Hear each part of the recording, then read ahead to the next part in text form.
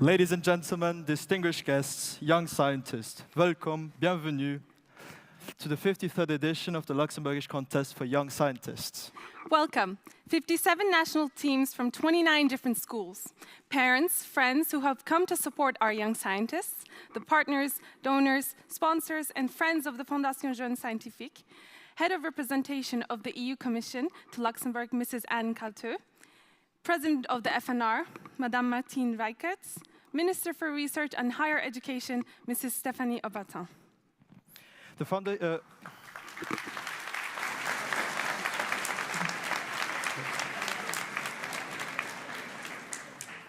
Fondation Jeunes Scientifique Luxembourg is a not-for-profit organization with public utility with the aim of supporting the next generation of scientists. And the contest is only the start of the 2024 activities for the FJSL, with another exciting event coming up for us in November. The Expo Science will be held from the 4th until the 10th of November 2024, and will bring together the participants of our national contest and our international laureates coming from all around the world. My name is Özgü, and I'm a former Jonk Fuerscher myself. I participated when I was younger, and I continued my path in science, and now I'm studying to be a cancer researcher at the Luxembourg Institute of Health. And my name is Kevin. I'm a 20-year-old engineering student and also a Jonk Fuerscher alumni. Through the FJSL, I was able to learn so many new people and experience so many new things. I was hesitant at first whether I should participate or not in the contest. After participating, I was sure that was one of my best decisions. On houdt es uns Plaisir, als Moderator zu sein. Und vielmals merci für all die heute dabei sind.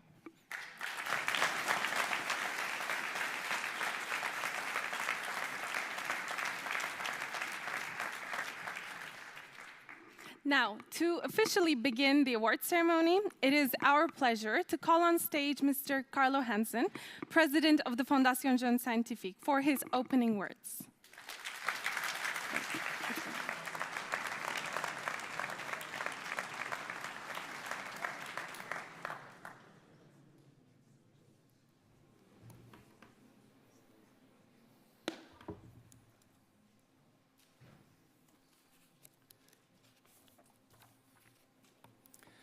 Minister, Excellencies, distinguished guests, ladies and gentlemen, dear young scientists, welcome to the closing ceremony of the 53rd National Jonk Fuerscher Contest. As we come to the conclusion of yet another remarkable contest, I'm filled with pride and optimism for the future, as I had the privilege these last days to witness the incredible, inventive ingenuity, passion, perseverance and dedication of this year's participants. Like every collective venture, the foundation was created by a group of committed and enthusiastic pioneers. Thus, my respect and thanks go to them, as well as to all those who gave and give us their unfaltering support. to all those who are here today to celebrate the achievements of the contestants, to all those who commit themselves for young people and for science. Thank you. On behalf of our foundation, I'd like especially thank you, Minister Stéphanie Aubertin, Minister for Research and Higher Education, Madame Anne Kaltö, Head of Representation for the European Commission, so as Madame Martine Reichertz, Chairwoman of the National Research Foundation. I want to thank you for your interest you take in our young scientists and your commitment in the promotion of science and research here in Luxembourg. A big thank you to our sponsors, to our jury, and to all volunteers who did a great job by helping us organize and run the contest. But just let me remind in a nutshell what the foundation does and what it stands for. The foundation organizes, of course, the National Science Contest Jonk Fuerscher and the LISE, the Luxembourg International Science Expo. Both events attract each year many enthusiastic, creative, and innovative young minds. The foundation offers also a program called Science Next, meaning practical workshops in collaboration with our partners here in Luxembourg. Access to other contests and science-related events abroad. And last, but certainly not least, Mobitions, an Erasmus Plus project led by our foundation. Our main goals are help young people discover their talents, help them to develop these talents, help laureates on their path to entrepreneurship, studies, and professional careers, create and offer access to multiple platforms where ideas, knowledge, and craftsmanship can be exchanged and promoted beyond and despite all boundaries. It's an honor for our board and myself to encourage the participants to these events and to provide some support together with our staff, Susanna Eang, Daniel Arcon, Guillaume Trapp, our interns, former laureates Luis Andrade and Frederica Mestri, our volunteers, our jury, and the newly created Friends of the Foundation. Dear young scientists, it's you we celebrate today. It's you we honor today. The contest showcases your individual brilliance, but also emphasized the importance of collective efforts in advancing science and fostering a culture of peace.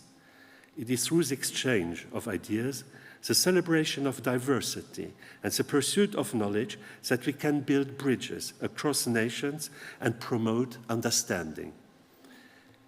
Each project presented is a testament of your potential. Whether you have delved in the mysteries of the cosmos, explored the intricacies of the microscopic world, or devised innovative solutions to real-world issues, you all contributed to a collective effort for a brighter and hopefully more peaceful future. In the words of Albert Einstein, peace cannot be kept by force, it can only be achieved by understanding. And to me, understanding is within reach through the pursuit of knowledge and the application of scientific principles and methods. Congratulations to all of you who participated in the contest. May your passion for science light the path toward a more peaceful and enlightened world. Thank you very much. Well done.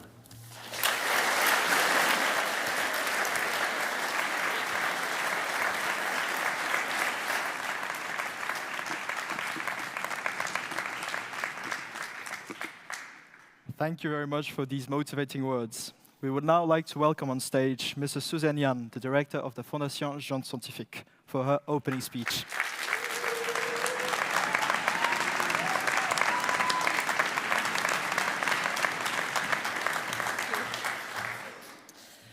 Ladies and gentlemen, Minister, distinguished guests, dear participants, I pay tribute, Minister Aubertin, for your presence among us today. I'm pleased to join Carlo in welcoming you all to this award ceremony of the 53rd edition of the National Jonk Fuerscher competition. After 2 intense days of competition, I can truly say that I am deeply moved by all the projects presented. Each one is a testament to our young scientists, creativity, innovation, and your passion.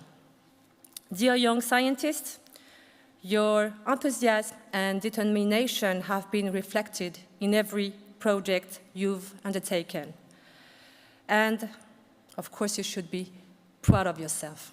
A big round of applause for them.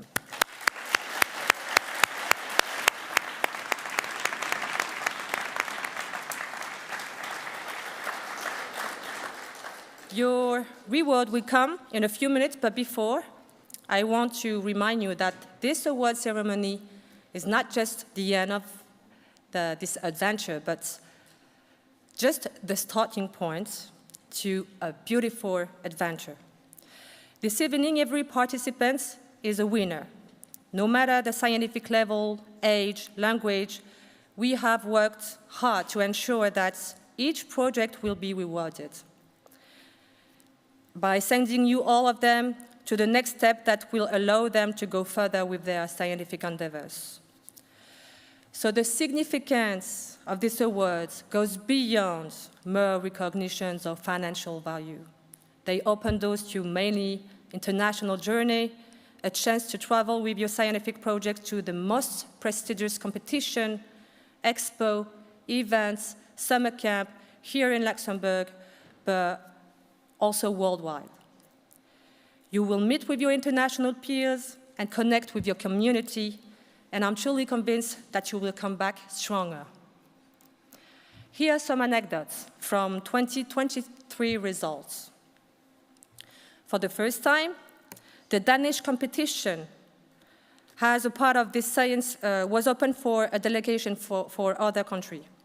Thomas Litt and Christopher Gardillo represented the FJSL and won the second prize.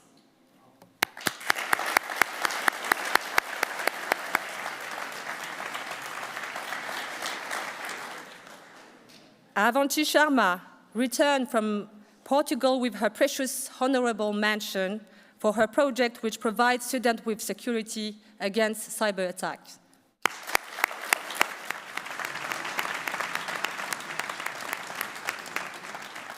Maxime Buck, with his virtual reality application, Marbles VR, to the largest competition for young scientists organized in Dallas. He won the 4th prize on his category, so the software system category.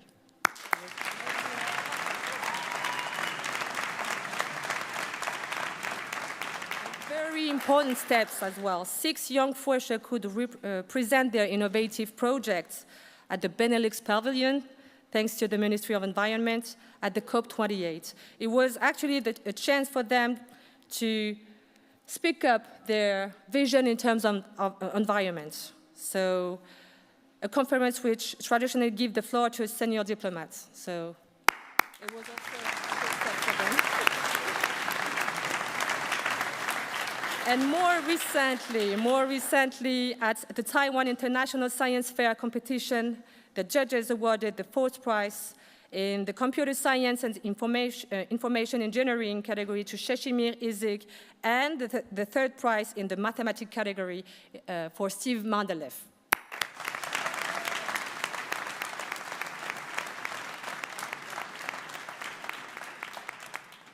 And this is where the extraordinary efforts of our experts of jury are essential. They have meticulously analyzed each project in order to attribute appropriate prizes to the right endeavors. So for that crucial work, our special recognition goes to Mr. Serge Quetzotti, and all the jury members. Thank you warmly to all the jury members.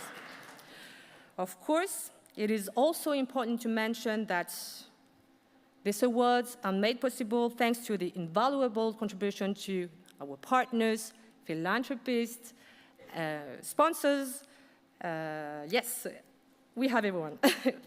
And with young scientists, no project; without jury members, no qualification; but without partners, philanthropists, and sponsors, no prizes. So big thank you for them. Sorry.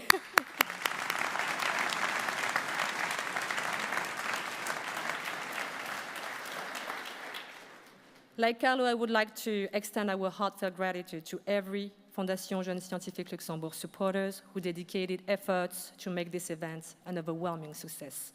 First, to the board member of the FJSL for your wisdom and energy, always ready to give the best advice for the young scientists, and especially to dear Carlo and Simon Hansen.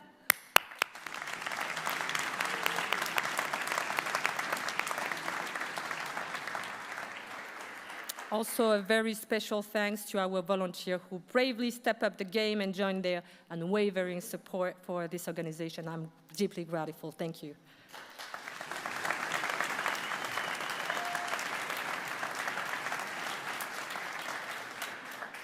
To the Ministry of National Education, Children and Youth, the Luxembourg National Research Fund, and the National Erasmus Plus Agency Luxembourg for their fundamental support, which allows us to run efficiently. To my dedicated team, Daniela, Guillaume, Luisa, Federica, thank you so much for your everyday support. Thank you.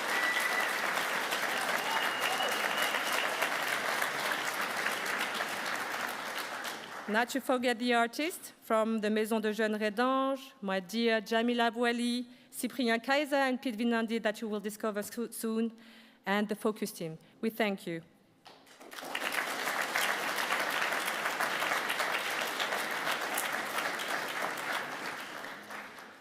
Last but not least, another aspect filled me with so much pride is the gender balance. In our competition with more girls than boys taking part, and to the girls involved, your presence sends a powerful message that science is open for all. And your contribution is not only welcome, but crucial in shaping the future. To all participants, you have to remember that you are contributing to a dynamic scientific community. So ladies and gentlemen, amazing things can happen when young minds and science team up in a world of endless possibilities.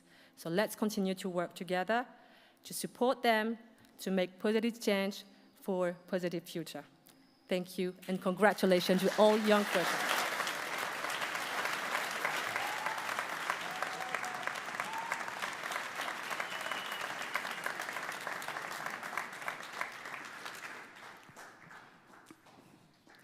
Thank you, Susanna, for your warm speech.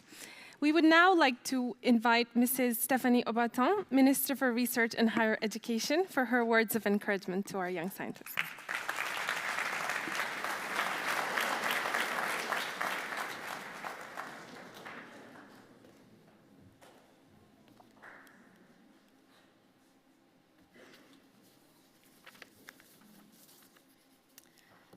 Ladies and gentlemen, dear students, it is with a great pleasure that I stand before you today at this ceremony. This event, the Jonk Fuerscher contest, organized annually by the Fondation Jeunes Scientifique Luxembourg, is a synonym for scientific excellence and innovation. For over half a century, this contest has provided a platform for young minds to demonstrate their passion and dedication to the fields of science and technology. Since its inception in 1971, the contest has promoted a culture of scientific inquiry and exploration, empowering young students to delve into the exciting world of research and innovation. I just visited the different booths, and I must say that it's encouraging to see the enthusiasm and commitment of these young scientists seeking for solutions and to pressing challenges and trying to create new knowledge.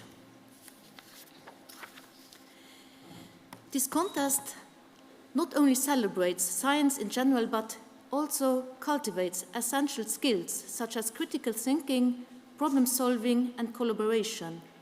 It encourages participants to think outside the box, to question the status quo, and to embrace experimentation and discovery.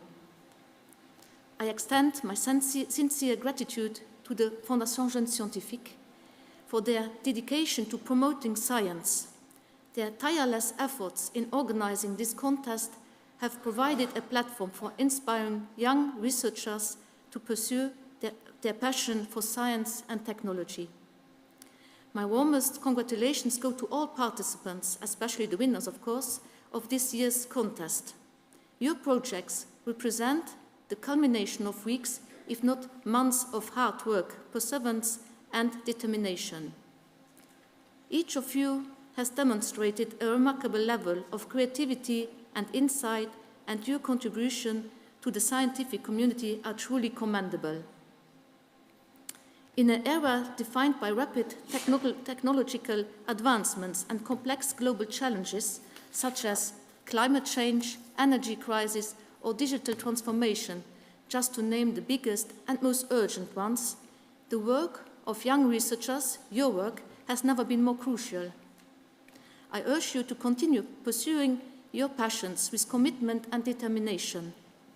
Continue learning, exploring, and making a positive impact on the world around you. In closing, I would like to thank all the participants and once again congratulate all the winners, organizers, and supporters of this year's Jonk Fuerscher contest. Your dedication to science serves as an inspiration to us all, and I have no doubt that your contribution will leave a lasting impact. Thank you.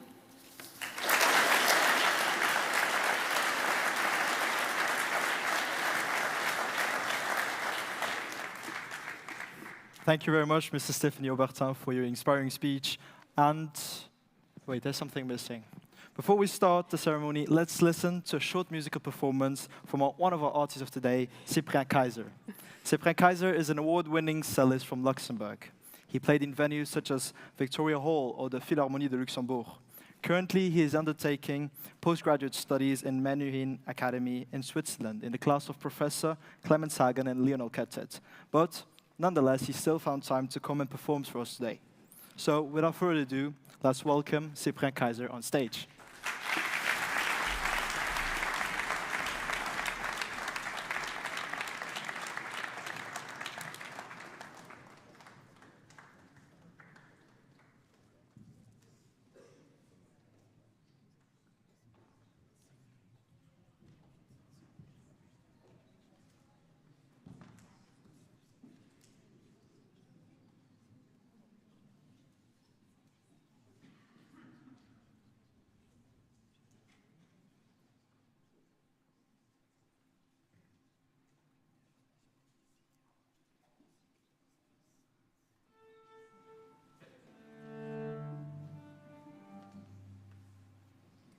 Everybody. I'm very grateful to be here tonight and to be able to play for you all. I will start by playing a small Spanish piece written by a composer named Casado.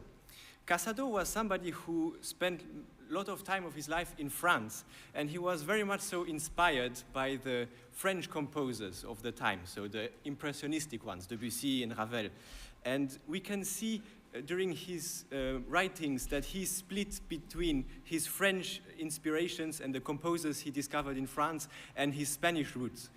And in this piece, his Spanish roots won him over, and he wrote a piece completely inspired by flamenco and by the guitar. But he was a cellist himself, so he wrote it for the cello.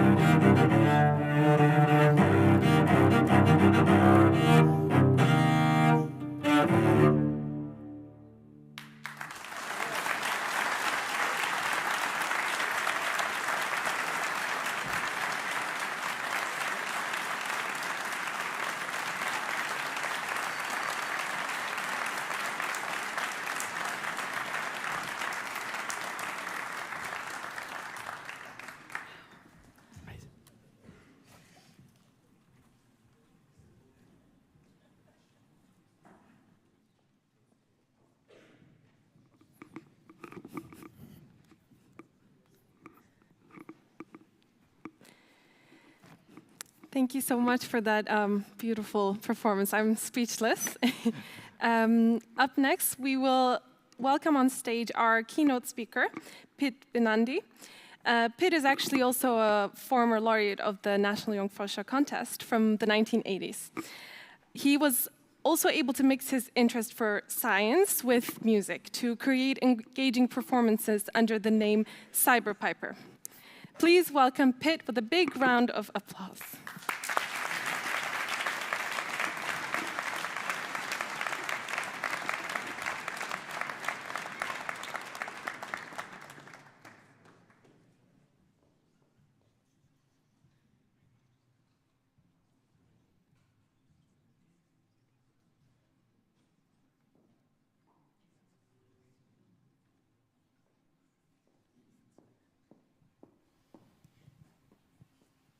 Hello. Hi, it's working. Hello, my name is Pitvinandi. I'm very honored to have been invited to this competition. To this ceremony. Yeah.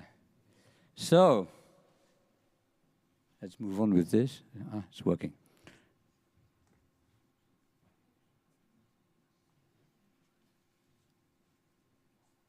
Come on, maybe I have to go closer to the to the computer for it to work. Maybe I just say next slide and you advance it because this is not working. That gives me one hand free. Okay, next slide. Yeah, that's manual work. Okay, 1980. As you can see, there was 5 projects in that year.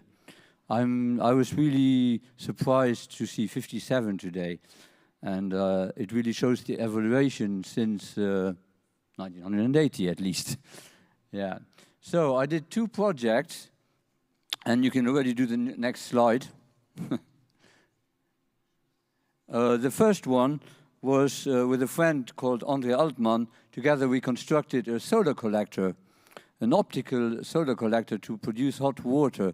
The idea was that we wanted to construct something not for professionals, but that anybody could kind of like amateurs could also construct, so to provide themselves with boiling water. Yeah, something for the people to make themselves. Next slide. Yeah, and here you can see the result. So we used components that could be easily bought. We used Fischer Technik for the electronic components at the time because that was easy to come by and it was reliable. Next slide. And this is the result. Yeah, I mean, we managed to make the water hot enough to make tea with it or coffee.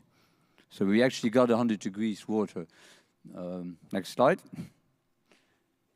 And the second project I did by myself, that was about ear wings of trees.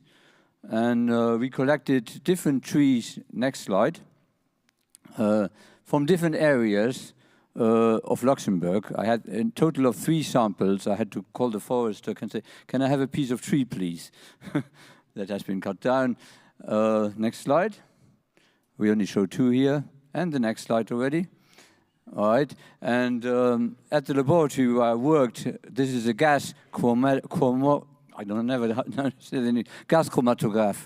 Yeah, that was the machine that we used then to determine the amount of metals that could be found in those rings, especially heavy metals, but also other metals. And by that analysis, it allowed us to see the history of the tree. Like if the tree was near a factory that was built in 1940, well, we could see that certain levels of metals would go up. Right, and we had some which were next to the train, and so we could see a bit of history. That was kind of like, I had kind of fascination for history, and this was a way of finding out about history by the means of a tree. Next slide. Okay, this was the results we got. That's what they looked like. It was on paper. Those were the graphs that we read our results from. And the next slide. So this is the National Laboratory of Luxembourg, or it was at the time when I worked there. Of course, they have moved since then. This was in Bonnevoie, in the Verlorenkost. Yeah, that's where I worked at the time when I did these things. I was a laboratory assistant, and I was in the ATM program, Assistant Technique Médicale, actually learning. Like I went to school once a week, and it was like almost like an internship. It was a little bit paid already. But, well, I started my routine of work expecting to stay there all my life. Actually, I was doing routine analysis of vegetables. Yeah, cutting up vegetables and finding out how much pesticides were in them and see if they were conform to be sold. I got a bit bored, I must say, because I became a chemist because I was interested in science. And science for me meant research and creativity in research. And my parents couldn't afford to send me to university, so I just became a laboratory assistant, bound to do. I must say, I was a bit bored. I repaired the machines in the laboratory when they were broken, or sometimes I also I speeded up the process of my analysis. It took 5 days in the beginning, and when I was done, it took 2 days. But apart from that, I took some bad decisions as well, like, you know, Breaking Bad movie? I worked in the laboratory, and there was all kinds of chemicals, and unfortunately, I decided to experiment on myself with some of these substances. Thank God I'm out of that now, I mean, but it ended my career as a laboratory assistant. Next slide. So I took to the street and traveled over Europe for 10 years, played on the street. Then coming back to Luxembourg, I played in different bands. We have Clan Rock, Heartlands, Lompe Kramer, and there's a lot more. Next slide. For about 10 years, I worked on different films. There was a big period. There was a lot of films made in Luxembourg. I worked on Jewels, One Against the Wind, and many more. I couldn't show them all. On the last film, An American Werewolf in Paris, I could finally do what I wanted to do, a bit more scientific again, work on the special effects department. And that's what I always wanted to do. But actually, that was the last film I worked on. Next slide. Yeah, and because I got into puppet production, I had been doing that already before in my early life, puppet shows for children. And I stopped with the films because I produced a puppet theater series for RTL, for the TV, when they started to have their daily program as opposed to the once-a-week Sunday program. We did the Sandman program. And later I took over the Bimbo Theater, which I grew up with, and I was very honored to continue that. And Puppet Theater Hopla Boom is what came out of the TV series. This picture was taken during COVID, when we streamed the puppet shows every day for the people outside, and with my lovely daughter Lilu, who is also here. Next slide. Yeah, and all that led me, to cut it short, I mean, the story is a lot longer, I could write a book about it, to Cyberpiper, yeah. I was playing bagpipes, and I was also known as the Rattenfänger, we say, the Pied Piper of Hamelin, playing on the street. And one night I thought, well, I was interested in minimalistic electronic music, and I thought, I want to do something that combines folk music with electronic music. Again, that we have history in there. So I created this character called the Cyberpiper. And it was all because of these glasses. I saw these glasses at an optician, and they cost 10,000 francs at the time. That's 250 euros. And I thought, well, I really want those. So I had to find an excuse. So Cyberpiper started up with those glasses, actually. Next slide is, and you can press twice, a little video that shows Cyberpiper. When my lady, my heart it beats, since I saw you walking down the dark streets, fare thee well, my heart it bleeds, farewell, my love, down the dark streets, farewell, my love.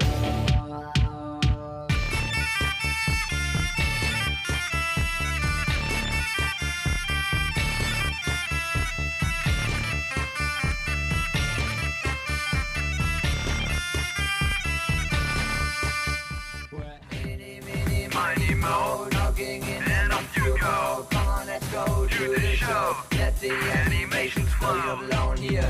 Friends all around, there's music. Come on, dance to the sound, get creative. But there's much to learn. You might even find some love. And fly away to a new world, just to be what you wanted to be. Let's fly away to a new world, to a life of liberty.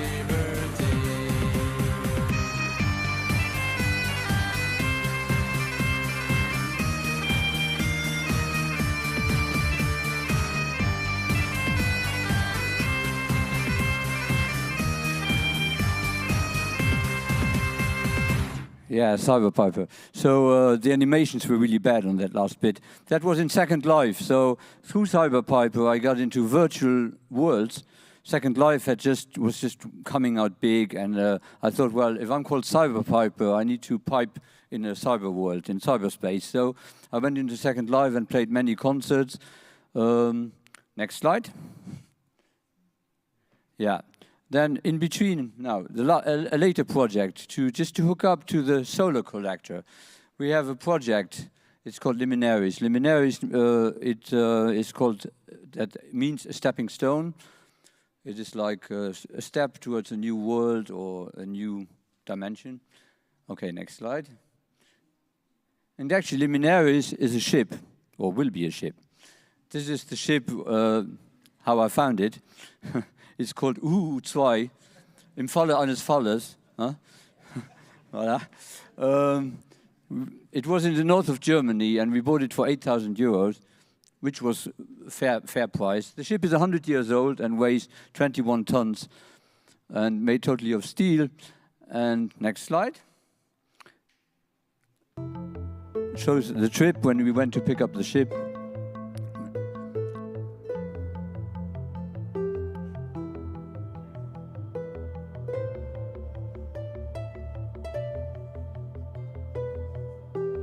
So the bikes were going faster than us. I was oiling the, yeah.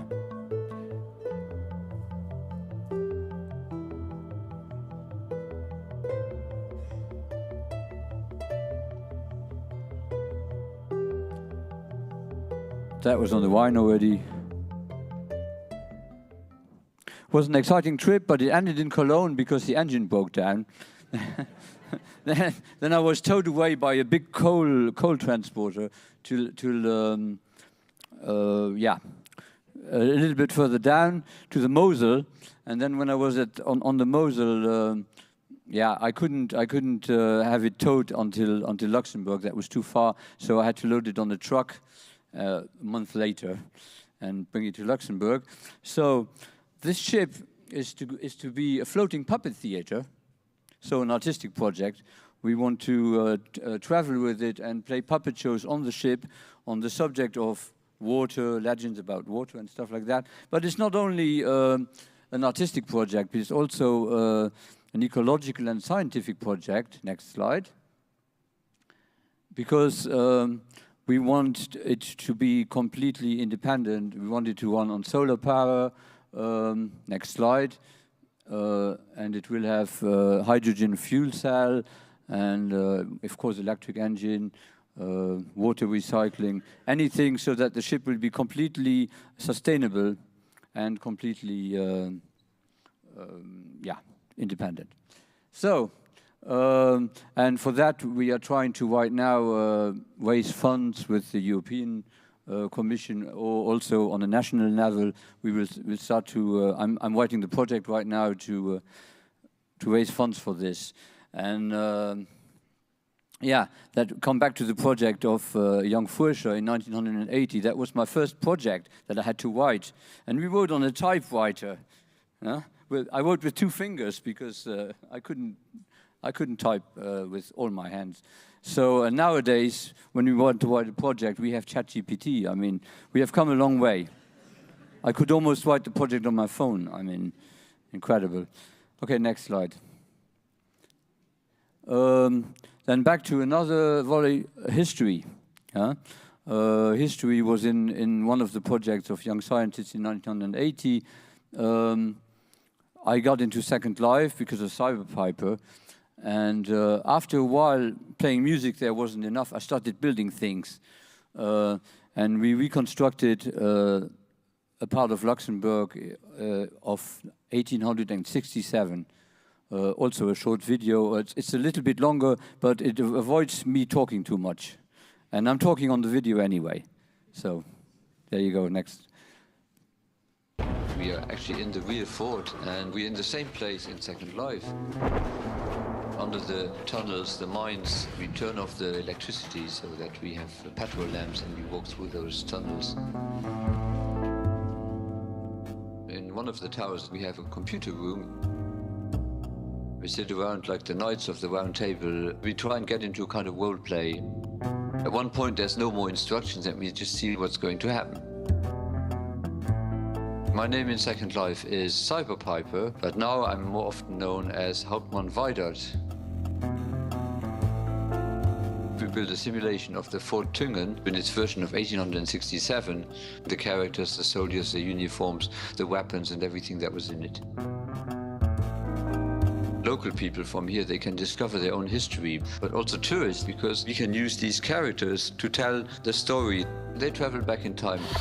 1867 was a very important year. There was a big crisis all over Europe. The Emperor of France wanted to buy Luxembourg. The British called a conference in London. They came to an agreement that Luxembourg would become totally independent. In order to prevent a war between Germany and France. Part of the treaty was to demolish the fortress. Up to that point, the city was locked up at night. You weren't allowed to go out. There was hardly any culture. And then it started growing. Both culture, commerce, and inventions were starting.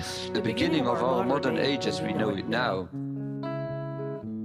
When they decided to demolish the fortress of Luxembourg, Hauptmann Weidert decided to measure it and to construct a plaster model of the whole fortress. That model and other historical photos and maps were the basis for our recreation in Second Life.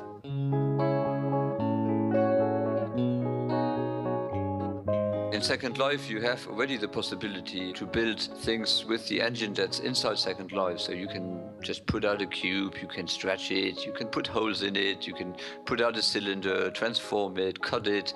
Now we have the possibility, of course, to import anything from an outside 3D building program in the shape of meshes. We use Blender and we do the textures with photo programs like Photoshop. Digging into that period gave us the idea to build the whole city of Luxembourg, as it's fairly small as compared to other world cities. So we started to build the next suburb in virtual reality, the Pfaffenthal. And although the accurate modeling, the construction of the project, the detailed textures are very important, this virtual Pfaffenthal really comes to life because people start to move in and they start getting settled there, kind of like what happened in the real life of 1867.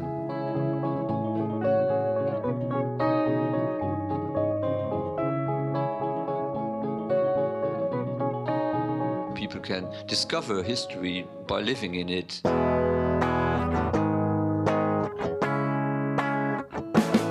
The Luxembourg City Museum, which is hosting our exhibit, has 10 regular computers with avatars that are already logged in and ready for visitors to explore.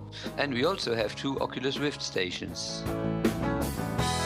I have people from all walks of life and all ages. Some are a bit scared, some say they never have anything to do with computers, but then usually they learn it pretty fast.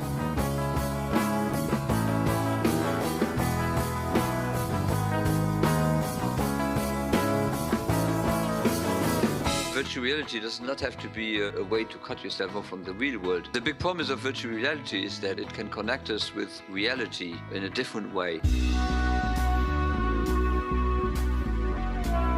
I think it should be part of the future of museums. I think that every museum should have things like that. If it's a natural museum, people should be able to travel to the jungle or go under the water to discover natural life. If it's a museum about science, people should be able to travel to Mars and walk around on Mars. The point of this project is not to replace traditional history books or history courses, but just to give people a feeling of what life was back then. Children relate to this very well because they can learn history in a very playful way. As adults, we can learn from them. We can participate in shaping this story, and Second Life is the center of it.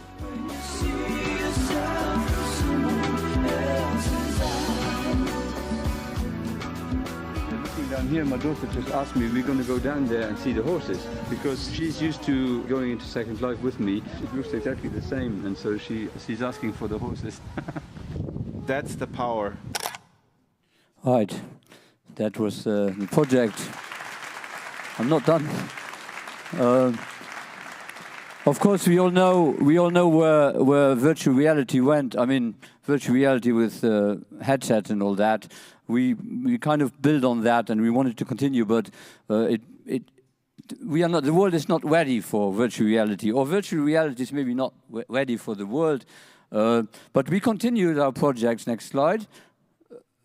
We continued anyway. We decided to continue to develop educational games for children on the Roblox platform. The Roblox platform is a very good platform for kids because it's really protected. Most of you young people probably know it very well. You can run the slide, next slide, and on the film. I can keep talking. So I work with Nigel Shelton in England, who's a math teacher, who I've never met in real life, and a young student from Israel called Tom Yeager. He's a programmer.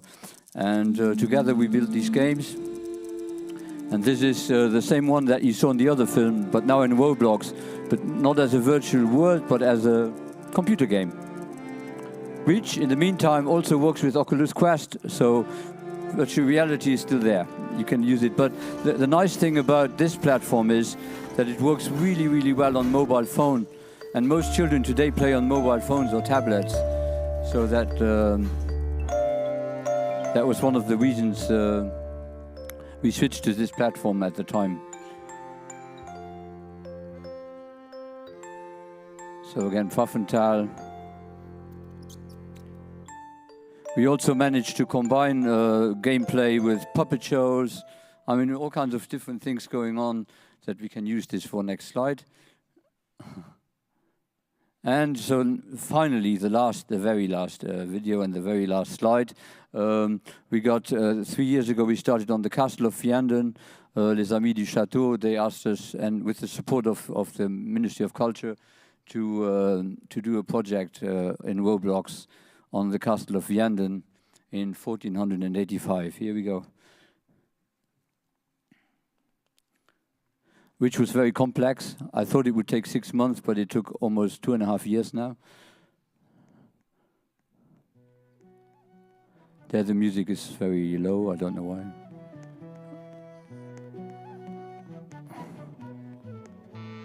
So we are still developing it, it's in beta. We're still finalizing the gamification of it. The modeling is now pretty much finished, as you can see. There you can buy a horse. So these are the kind of things we still have to program and make work. The jousting, for example, we have mini games in the games where kids can, of course, also joust and fight, but you also have to eat and drink and do regular jobs like baker or miller or whatever to earn money and to advance in the game.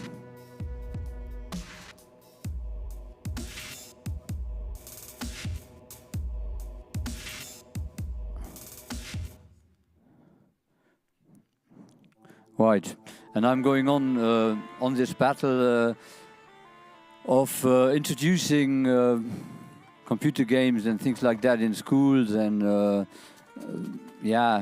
daycare centers and stuff like that. I work in a daycare center myself. It's still a little battle because a lot of people are quite critical towards this kind of thing, but I think it's very important. And I thank you very much, and I wish much success to all the students who the young people who presented projects here.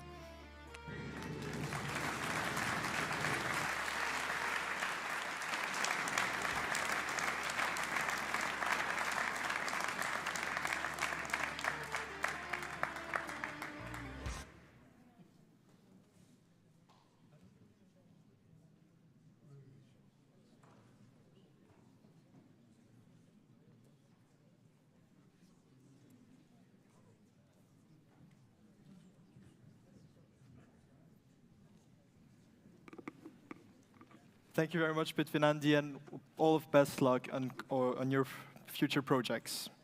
Now, as you may already know, Jonk Fuerscher have been competing with their projects for the last 2 days.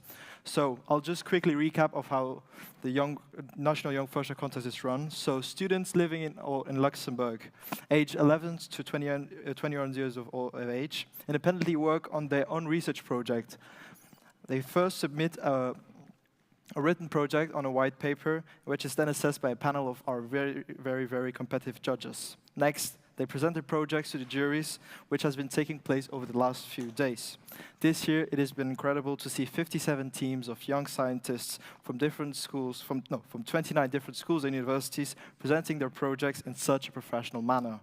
Now, we have the chance to relive some great memories of this year's contest by this up-and-coming video. Hello, we are now at the Forum Geesseknäppchen for the 53rd edition of the National Jonk Fuerscher competition. This year, we reached a new record with 83 participants coming from 29 schools and universities among 57 scientific projects.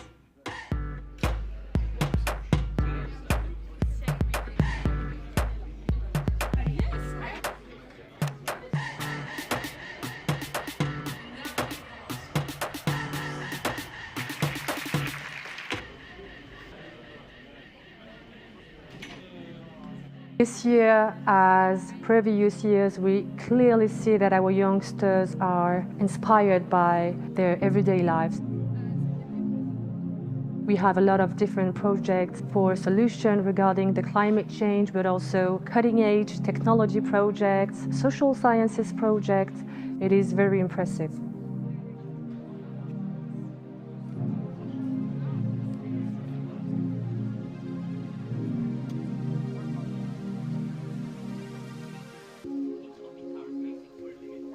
So I want to congratulate all of our Jonk Fuerscher for their impressive scientific endeavors. And you have to know that the competition is not just to compete, but it is a platform for you to be connected with your peers, exchange your thought with like-minded peers.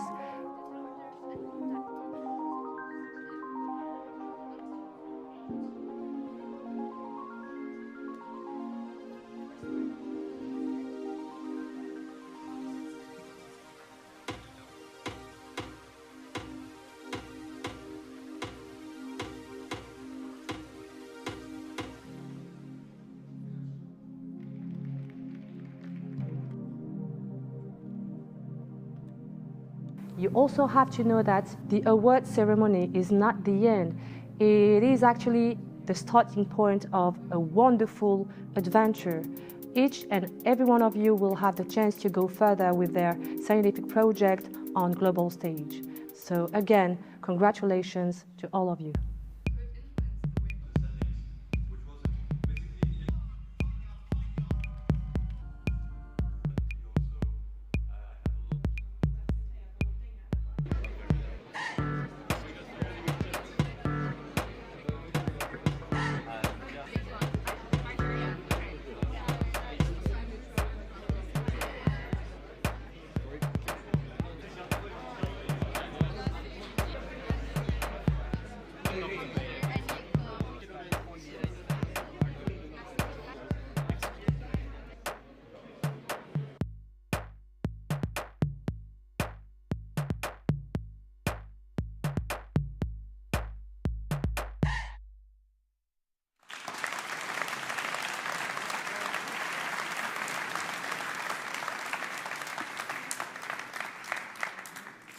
So without further suspense, now it's time to reward our young scientists for their great work in their projects this year. We would like to welcome now on stage Mr. Serge Cozotti, the president of our beloved jury, to open the award distribution.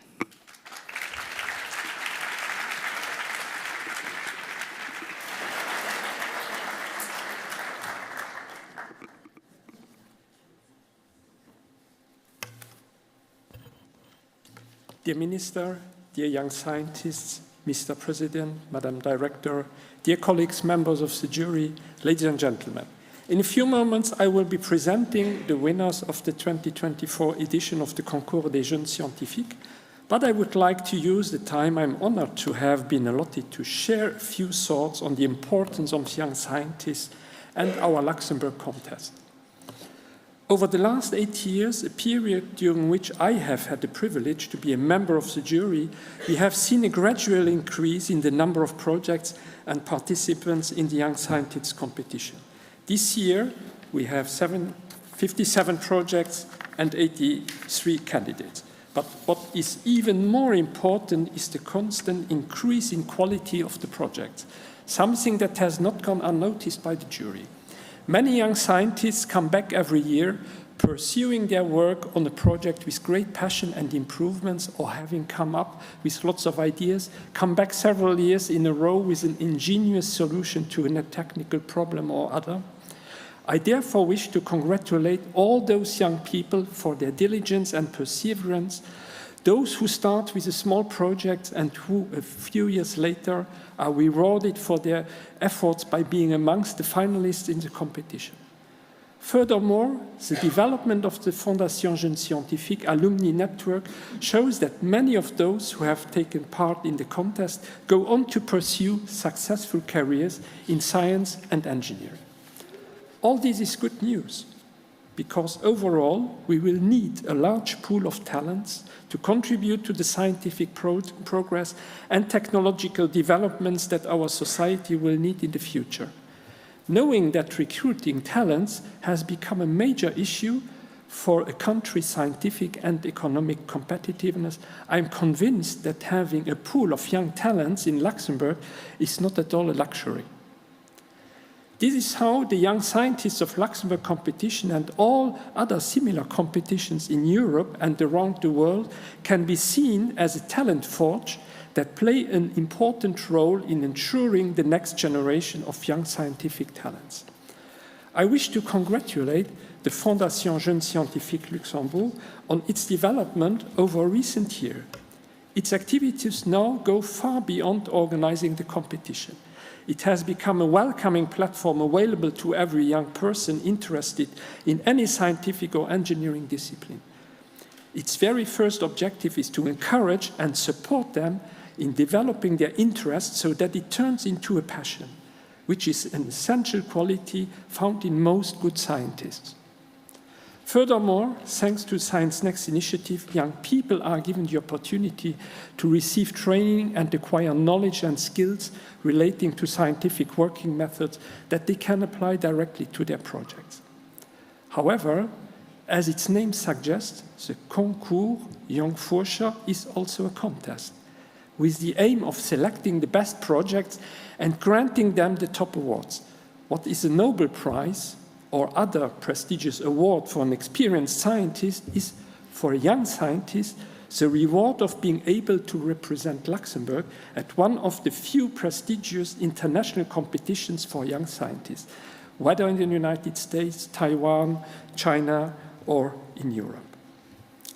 In a few moments, we will be announcing the winners of the 2024 edition and who will represent Luxembourg with its project at these competitions.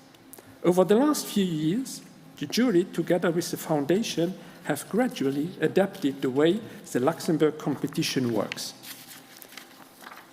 so that we now have a way of working that is challenging, fun, and attractive for the young people, while enabling us to judge and select the best project as objectively as possible. It is indeed a true scientific competition that is well aligned with the way major international competitions operate. And as Susanna just have given some examples before, the fact that some of our young prize winners have gone on to win several prizes in recent years in some of these major international contests is an excellent testimony to this achievement. I wish to thank all my colleagues on the jury, on the panel of juries, for their voluntary commitment. We are now a team of 18 experts covering all scientific and engineering disciplines from public institutions, universities, and public research centers, as well as private companies. Given the number of projects that has to be assessed and the numerous meetings required, this represents a substantial workload to each of them. Finally, I would like to congratulate all the young scientists who have taken part in this year's 53rd edition of the Concours Jeunes Scientifique on their participation, and I encourage them all to come back again next year. Thank you very much for your attention.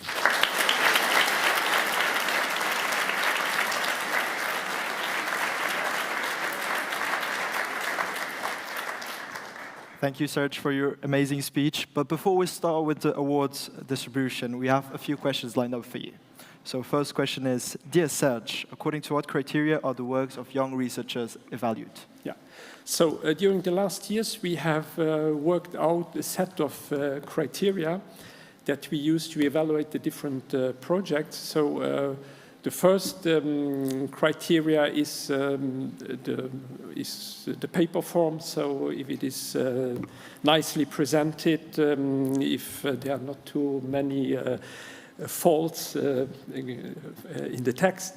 And then what is very important, of course, is the scientific quality. So if we find the scientific methodology behind, and then we also look very much then on the presentation. So we walk through all the stands during half a day, and then the jury members have the time to evaluate each presentation of the project which is done by each participant. Thank you very much. Knowing that there are there's a high number of juries, do they really come quickly together do the jury quickly agree together during the deliberation? No, that's a quite difficult exercise, and the exercise becomes more and more difficult due to the fact that the quality, the overall quality of the projects is really increasing. So we really see an increase from year to year of the level, scientific level of project. So that makes it more and more difficult to come to results. So yesterday we took more than 3 hours to come to the final results that we will present in a moment. So that's actually what I wanted to ask. What is your impression of this year's projects, and also how do you compare that to the last 3 years? And what do you think about, future, in terms of the future? Yeah, so the jury is really impressed by the quality of the project. So as I said just before, so we really observe an increasing number of projects.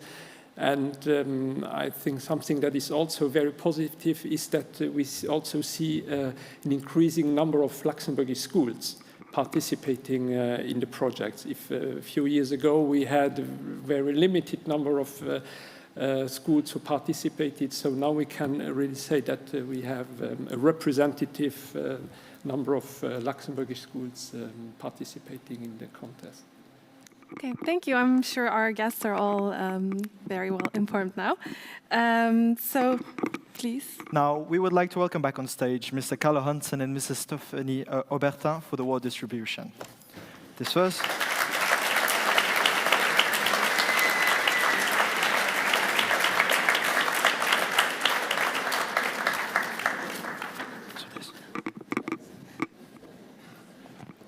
This first prize is a science trip filled with scientific visits and other fun activities.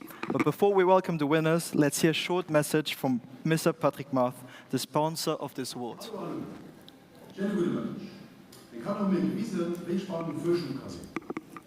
Wegen Enthusiasmus sich junker wissenschaftlichen Defien können stellen.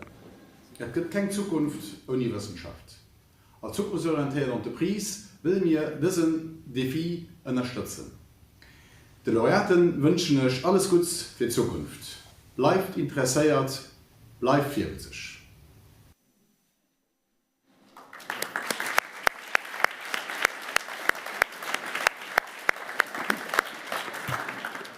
So, and the winners of this Science Trip Prize are Riham Khalil, Jonathan Cargue-Despeux, Fabien Federici, Sébastien Faure, Gabriela Weichmann Gonçalves, Nicole Chipeva, Tanishka Pandey, Ella Özügüven, Kishore Sentivel, Adriana Zen, Paul Fontaine, Alicia Varela Fortes, Sofia Chernolutska, Clémence Bernard, Leonardos, Sana Bandari et Boyana Ivanova.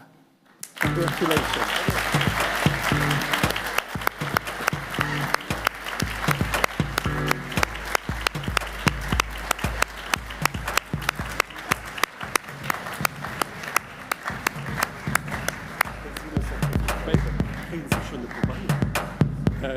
yeah.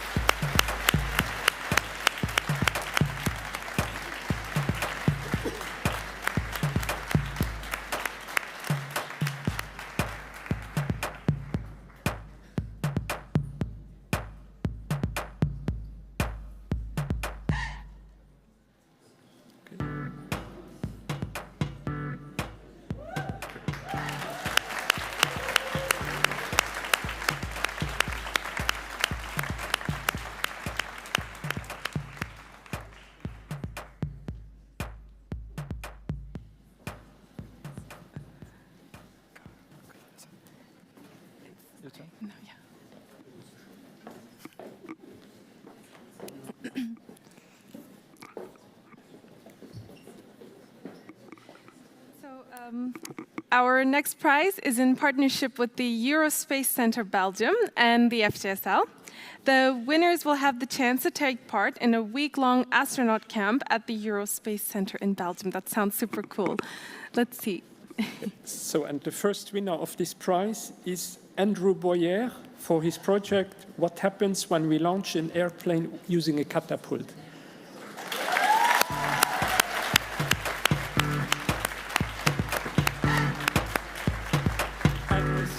Winner is Raquel Silva Batista for the project The Art of Using a Telescope, Demystifying the Unreachable Universe.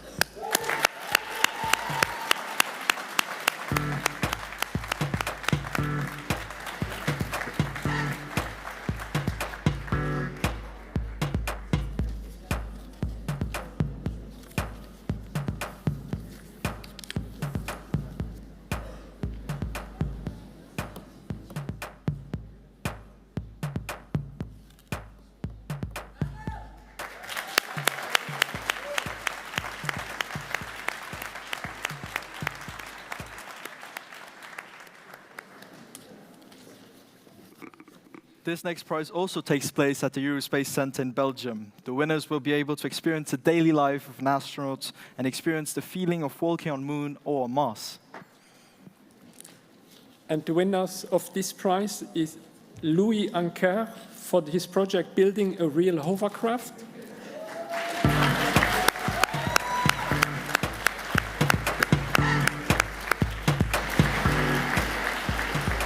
And the group of Joshua Lau, Giorgio Di Pietro, and Alessandro Ferraro Prandin for their project Helium-3, a study on its extraction application and the advantages it could bring to humanity.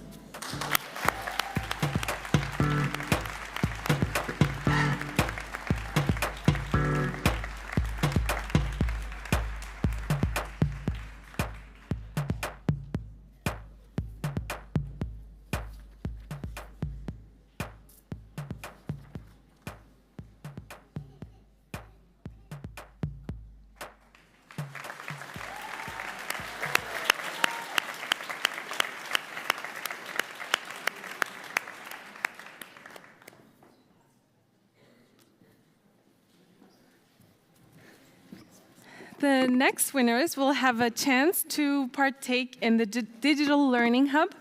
Let's welcome on stage Marco D'Amico, Deputy Director of DLH.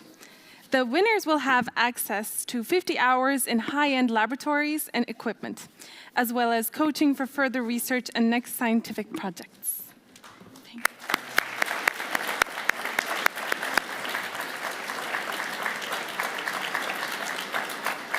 And the winners of this prize is one group composed of Arnit Dai, Lukasz Kwasny, and Hubert Przybylski.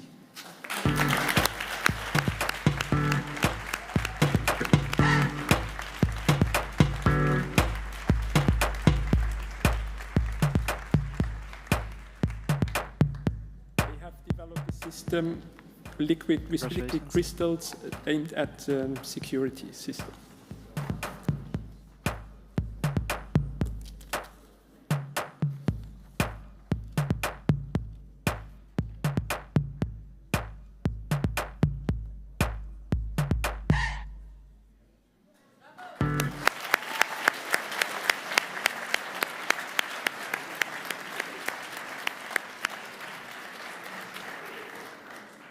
This next prize is made possible thanks to Scienteen's Lab. This winner will get to take part in various experiments and scientific discussions during a week-long workshop. We would like to welcome on stage Mrs. Régine Poussin for the distribution of this award.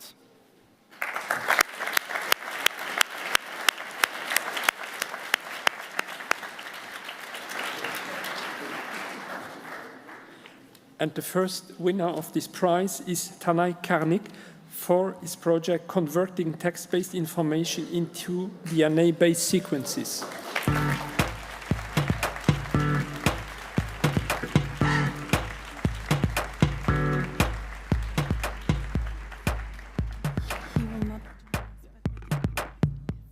Okay, and for the second prize to the Scienteen's Lab Academy, we want to add that the jury want to add that this is a project we loved because the young age of the winner, he's I think 12 years old, and really the level of his project, so we loved very much, so we attributed the mention of a project we loved to this project. So, and congratulations to John Lindsay.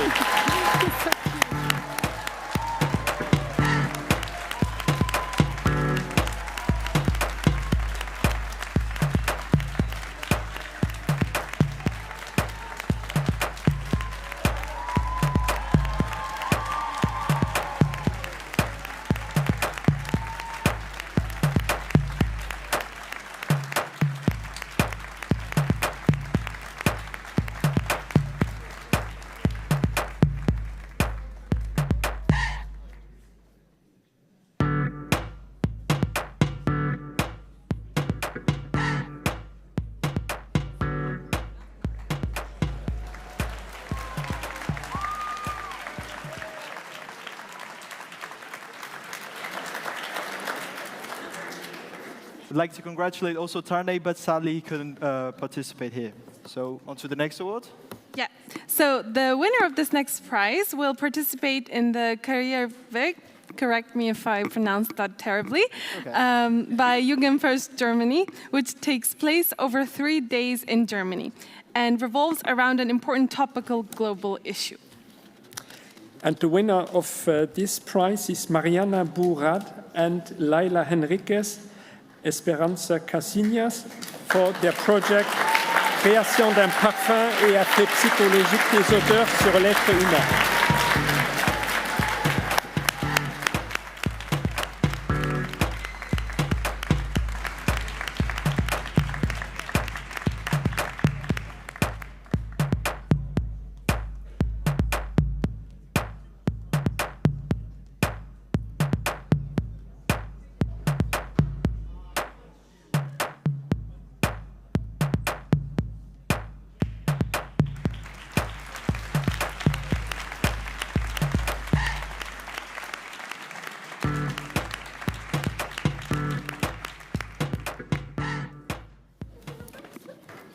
The winner of this next prize will participate in the International Swiss Talent Forum, which takes place over 4 days in Switzerland and revolves around an important global issue.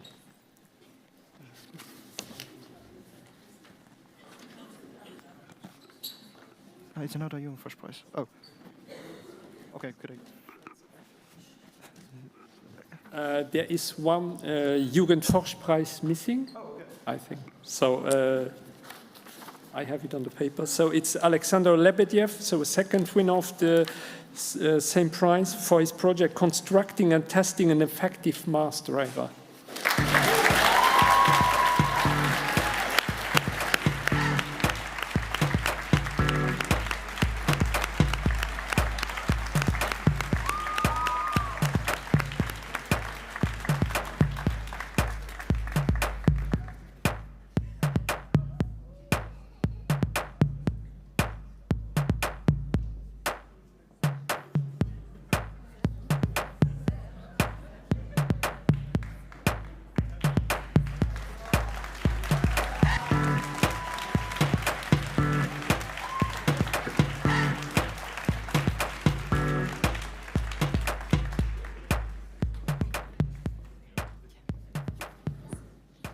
So now, the next winner will participate in the International Swiss Talent Forum, which takes place in 4 days in Switzerland and revolves around an important global issue.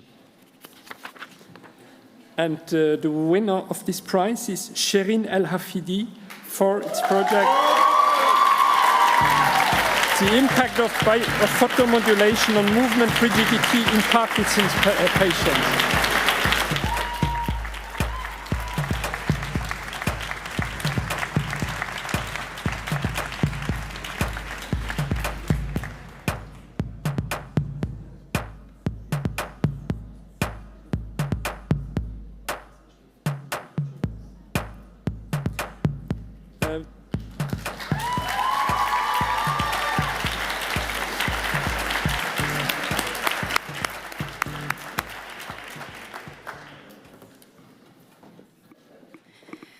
So the next winner will have the opportunity to head to Switzerland again for the International Wildlife Research Week to enjoy an amazing opportunity to discover beautiful nature and all of its secrets. And this is for Ilona Daus for her project on biodiversity, defining borders of bisons within borderlands.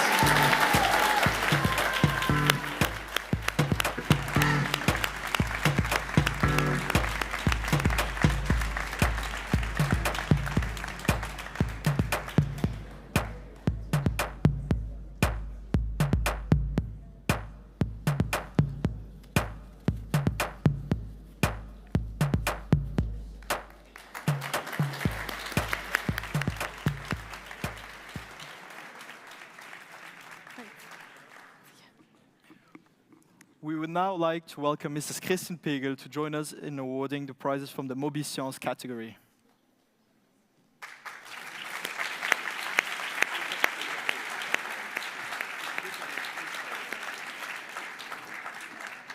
Hello.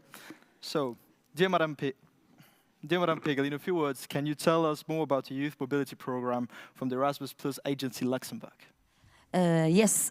In fact, Erasmus is mostly known for student mobilities, but we have all kinds of mobilities for every ages. We also have youth mobility projects, and the idea is to give youngsters the chance to have an informal learning experience between 5 and 21 days.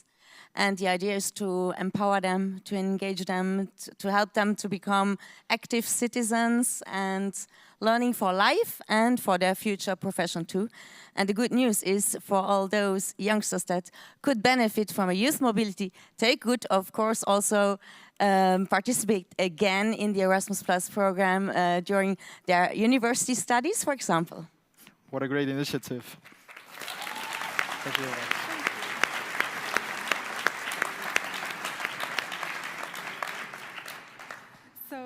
The first Mobi Science prize is a trip to Brussels to take part in the Expo Science Brussels. The program includes a cultural trip to Belgium, as well as fun scientific activities and expo days to promote their awesome project. So let's hear who gets to go to Brussels. This is for Emmy Daus for her project Water Reuse.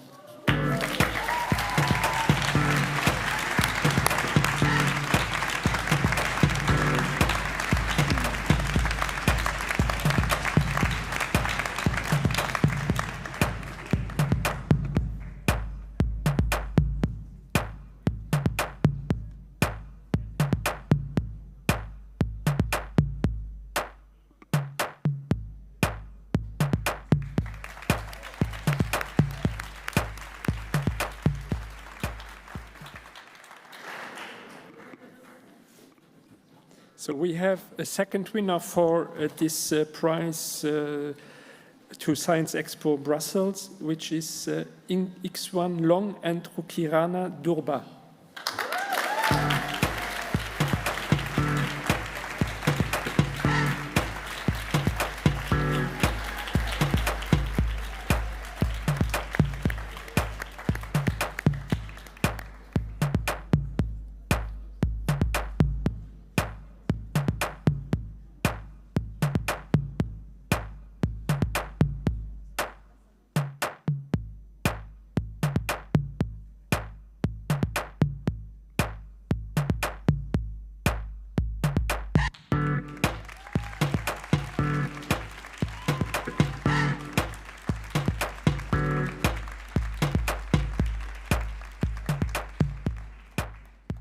We have another group of winners for the same prize.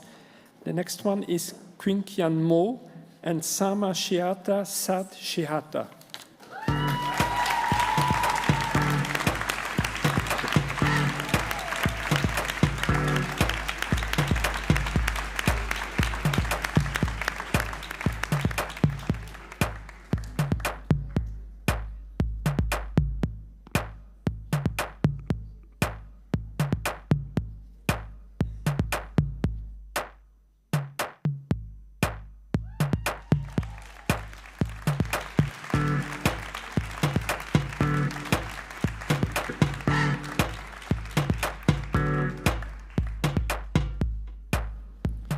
And another winner of the same prize for his project, The Public and Genetic Engineering, How to Increase Support for the New Technologies, is Henrik Nordling.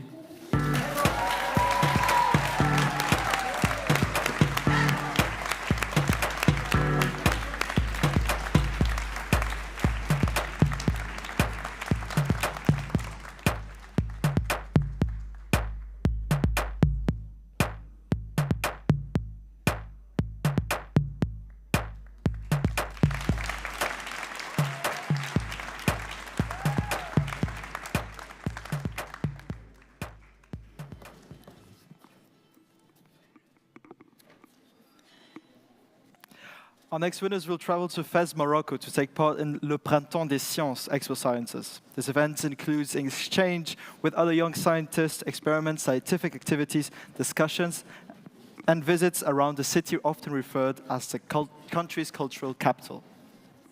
So let's hear it. A first group of winners of this prize is for their project Neptune, Christopher Gargiulo and Thomas Litt.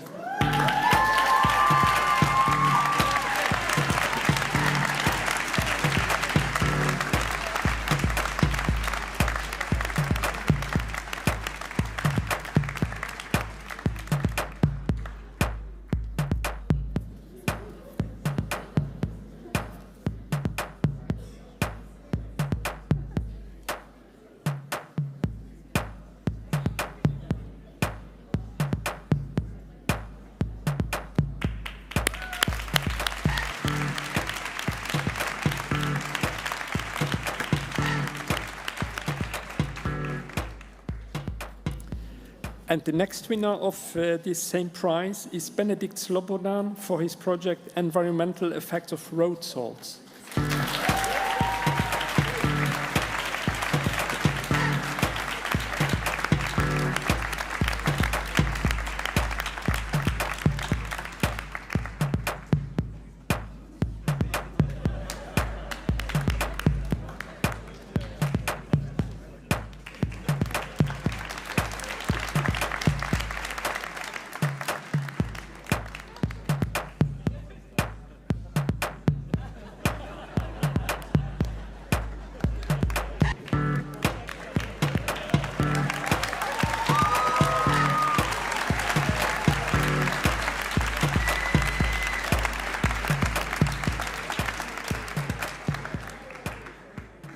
And the next winner to go to Morocco is Kina Bandari for his project testing and comparing antifungal medications to natural remedies.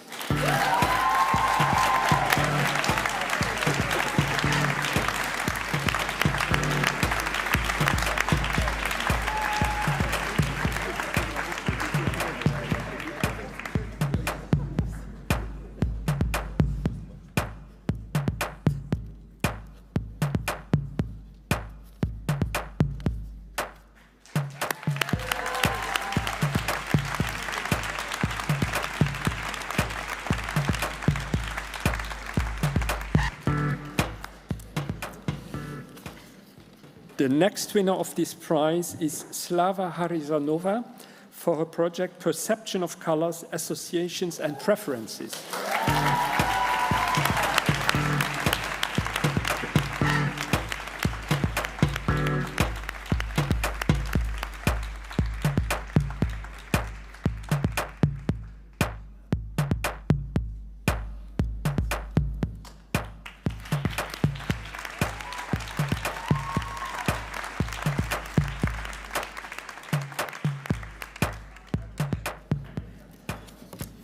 And the last winner of this project, of this prize to Morocco is Junia D'Angelo Sequeira for project La bioluminescence, la science physique.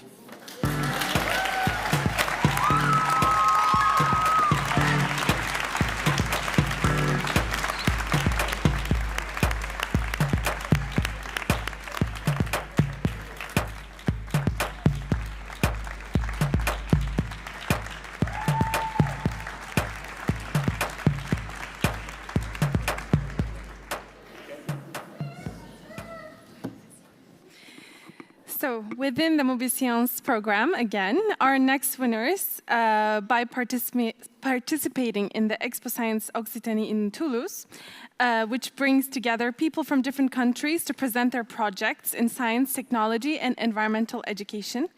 They will have the opportunity to visit the Cité de l'Espace and take part in exciting multicultural and exchange activities. So let's hear who gets to go to Toulouse.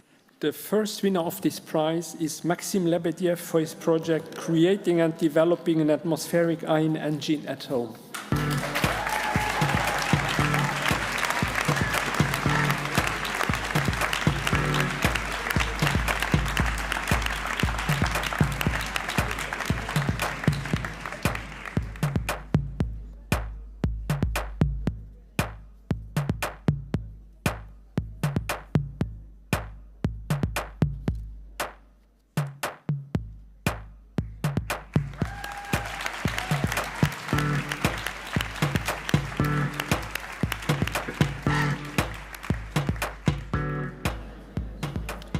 And the next award of this prize goes to the project for investigating the correlation between telomerase and the NF-κB pathway in cancerous cells, to Selena El Hafidi.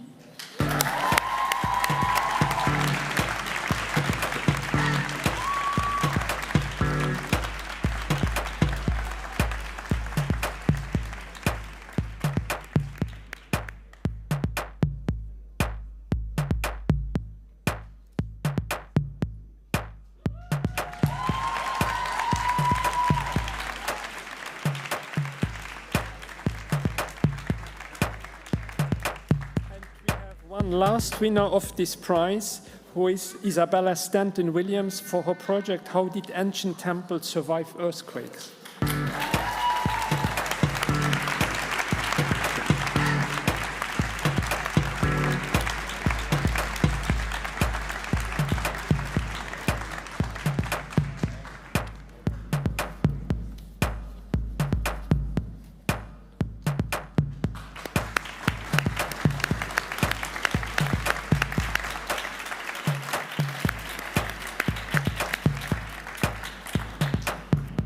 So we still have one group going to France, and so this is Koshbo Mustafa, Laxin Aguiare, and Nourbel Hussein House for their project assessing second-hand smoke effects on lentil generation and phytohormone intervention.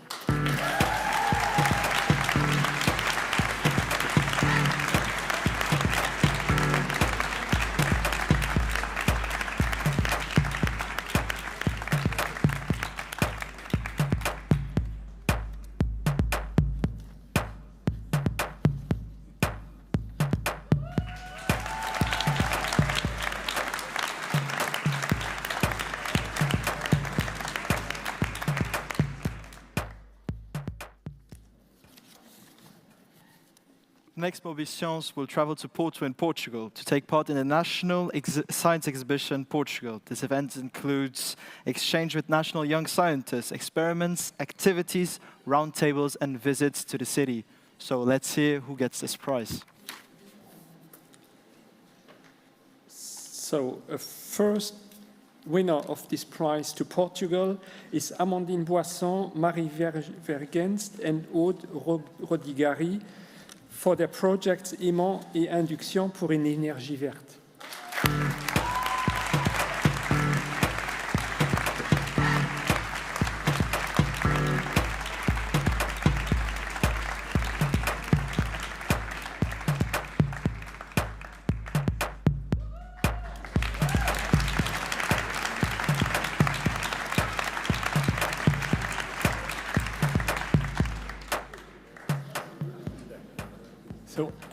As we had, as I just explained before, many young talents which presented very high-level projects.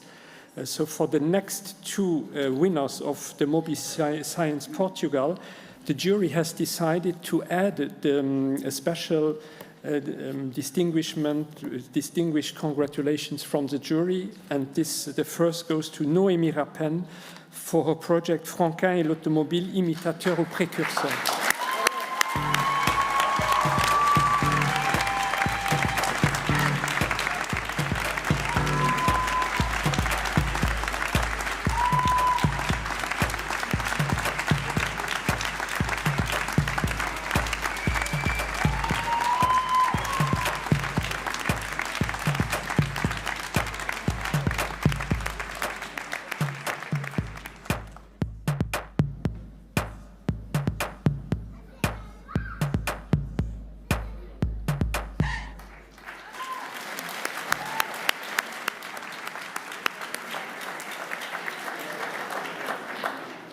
And the second winner for Mobi Science Portugal, with the distinguished congratulations from the jury, is Rodion Tsaikiov for his project Spacelift, a low-power hull thruster from conventional materials.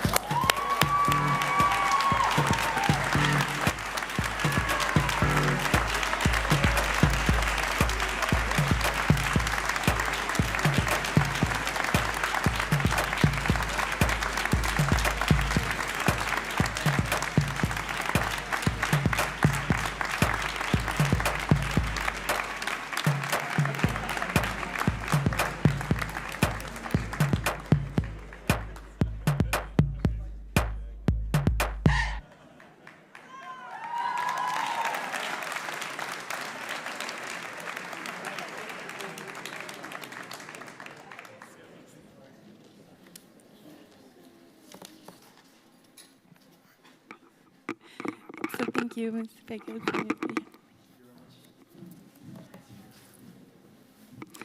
So the next award of the evening is a trip to Denmark to take part in the Expo Science Denmark.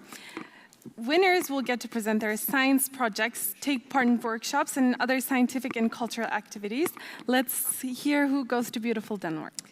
This is Vladimir Dobrov, Alban Leblanc, and Thibaut Garel for their project Vague d'énergie.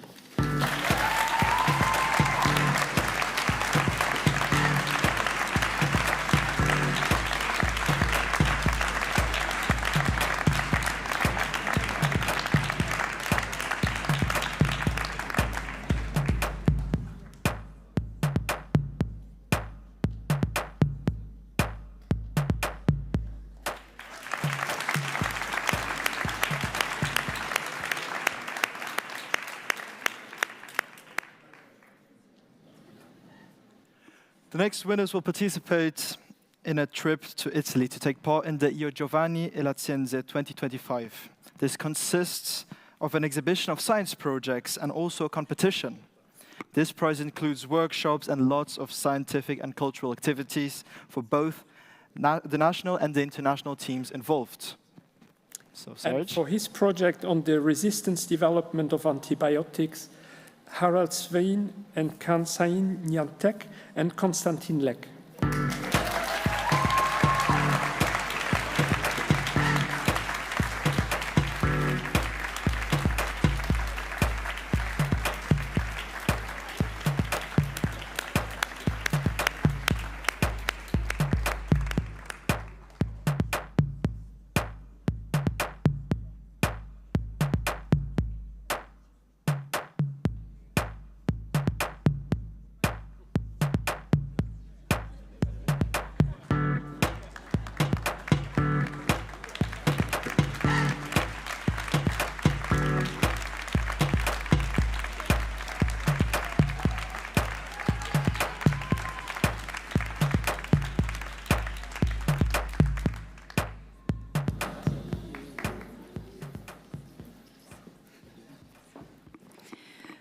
The next winners will participate in the Tunisian iFest 2025, which brings together people from different countries to present their project in science, technology, and environmental education. That sounds really exciting. Let's hear it. Okay, so we have 3 winners of this prize, and the first one is Almira Blau and Aurelia Welt for their project Hijacking Histamine.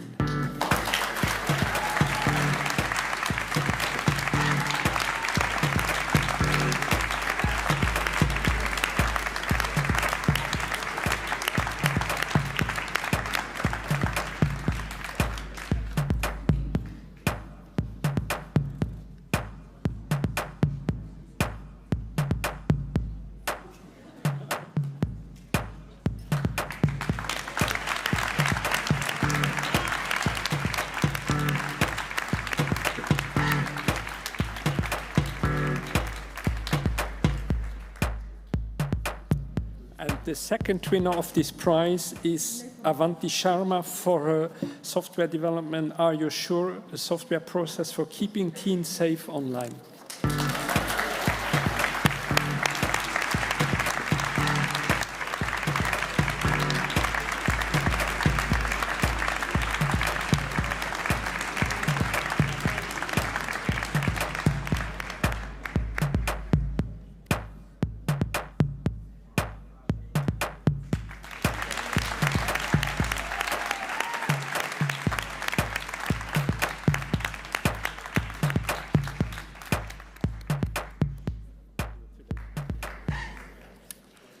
And the last winner of this prize is Fiona Brown and Kai Ki Song for their project assessing the effects of differently conditioned preserved Brassica oleariacea on vitamin C retention.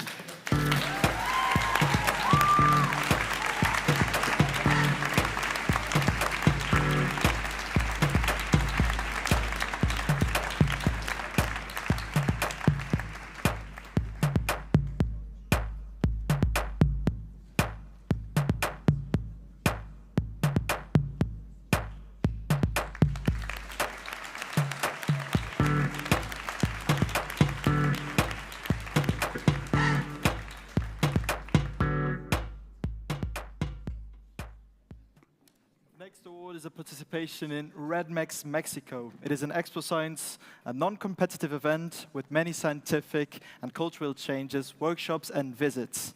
So Serge, who gets to go to Mexico? So we have 2 winners for this prize, and the first one is Danil Murtsikayev for his project Index of Net Accumulated Economic Progress.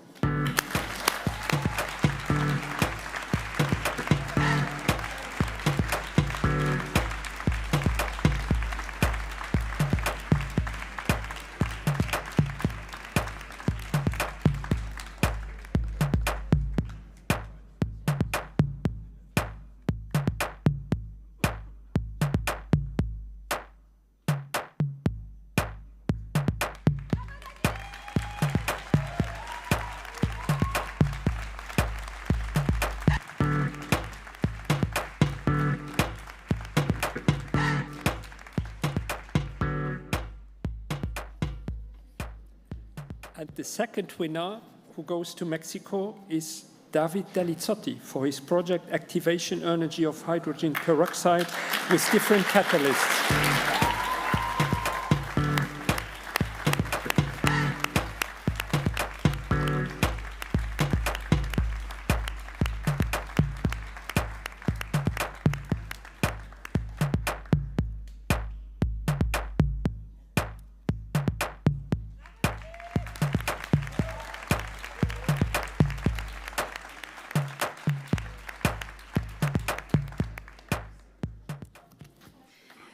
This next prize is a week-long visit to Sarajevo to take part in this year's Milset Europe.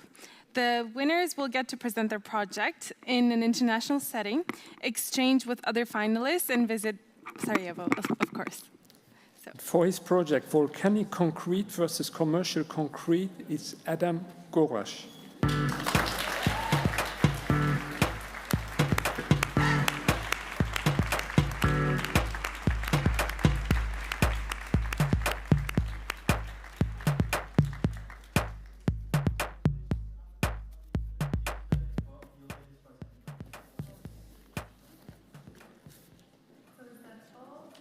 category.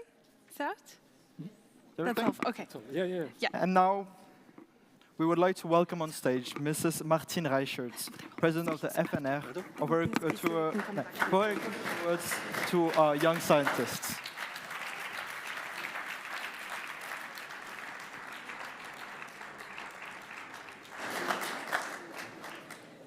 Hello to all of you. This, of course, is the worst to speak after all those, and you just want to have a drink, and I can share the feeling, so I will be very, very short. I first will talk about the next challenge that the National Fund for Research is organizing. You have probably seen that on RTL and on all the shows, Take Off show. And I wish you all that one of you will be the winner next year. So in April, just put out your candidature. And now, very simple, 3 messages. First of all, and that's for the youngsters, sorry for the oldies, to whom I belong, of course. First of all, trust yourself. You have seen with Pete Vinandi, go for what you are. You are brilliant, great, trust yourself and go for it. That's number 1. Number 2, don't make it cheap, okay? Here in the room, we have the best scientists in Luxembourg, in the world, wherever. So go for the best studies. Don't make it cheap. And the last message, I will just quote Gandhi, be the change you want to see in the world. Thank you.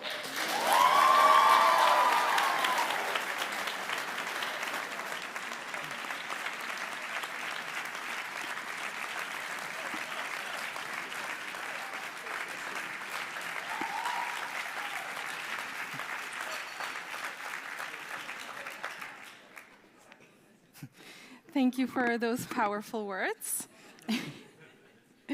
So before continuing further with our next awards, we are again going to have a short musical break. Please welcome back on stage Cyprien Kaiser with a big round of applause, please.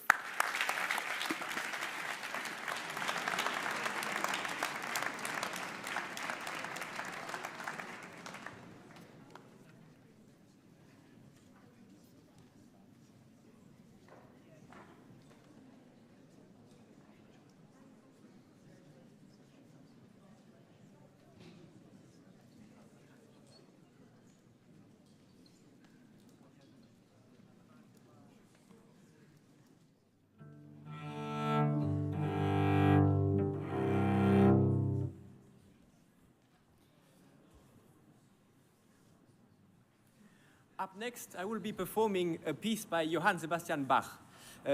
For some people, he has the reputation of being this very religious man, which he also was, but he was somebody who knew how to live and how to enjoy life. And that transpires through his music very well. And one example of this would be the jig from the third suite for cello solo. A jig is Baroque dance, but which has its origins from Britain.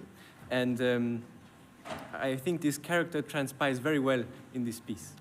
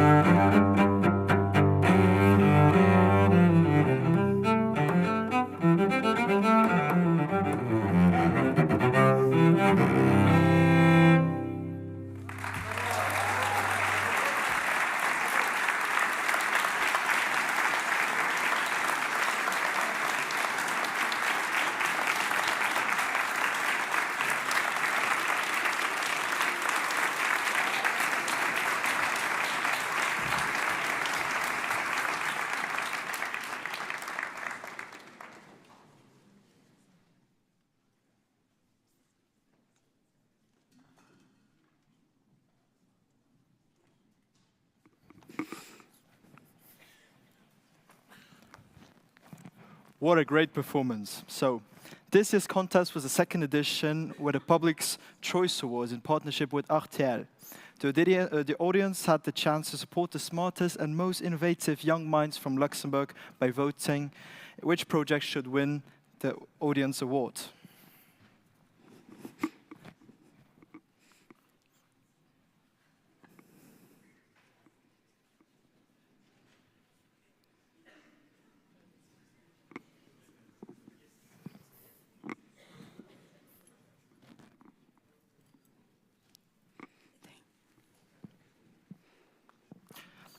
Okay, so there has been an issue, and we won't be showing the video, but to distribute this award, we would like to welcome on stage Frédéric Mousset from RTL.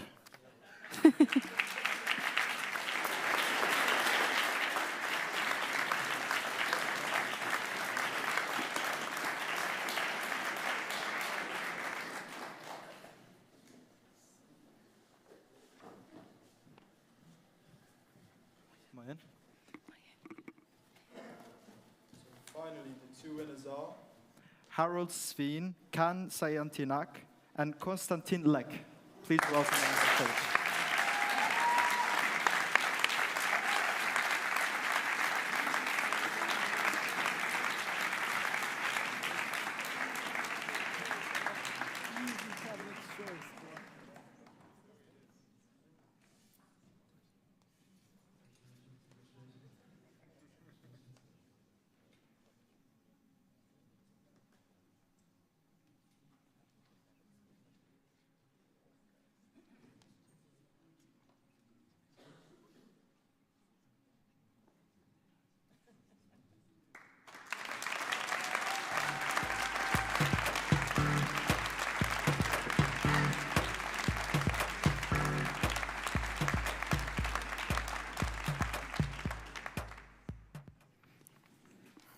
Thank you very much.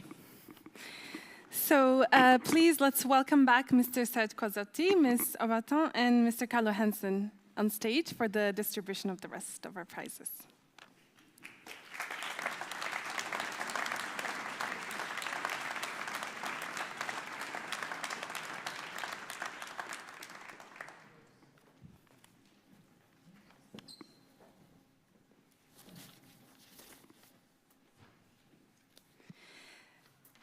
So, this next prize is a week-long trip to Tianjin, China, to take part in the 38th China Adolescent Science and Technology Innovation Contest, so CASTIC. The contest consists of many intercultural exchanges, scientific visits, and research project presentations. To give away this prize, I would like to now welcome on stage Mr. Philippe Lanners, the representative of the Lanners Foundation.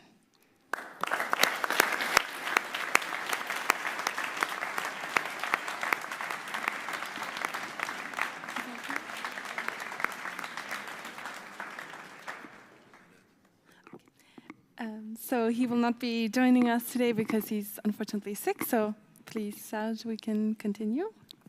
And the winner who goes to China is Julia Bringewald.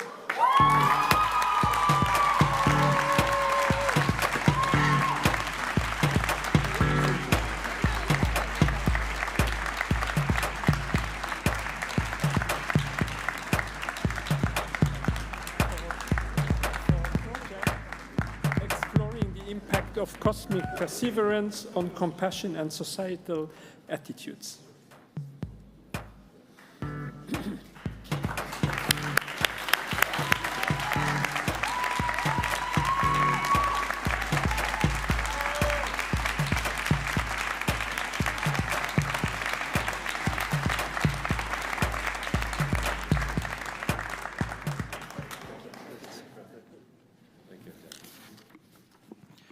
For this next prize, I would like to welcome on stage Mr. Paul Zockert.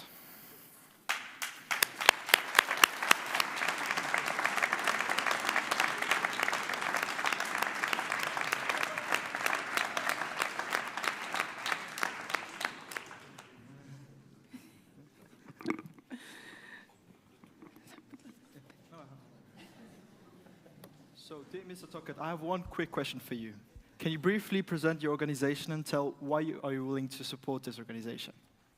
Yes, so basically polluers is not far away, actually right there since 150 years. And what we are doing is we are transforming iron ore into hot metal, which subsequently is transformed into steel.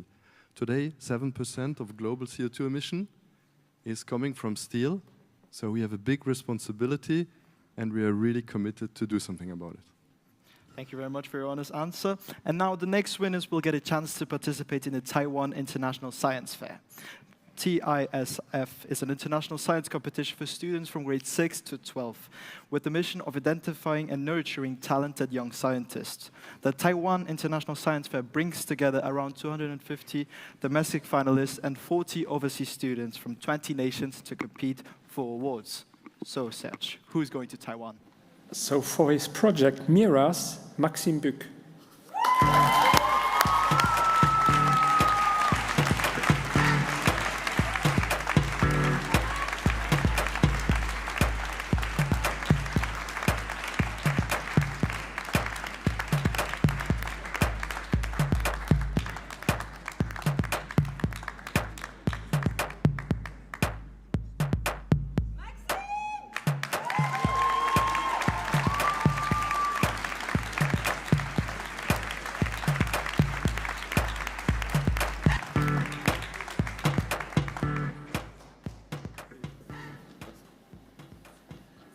And we have a second winner of this prize, and this is Moritz Rohner for his project Quantum Mechanical Description of the Electrostatic Force.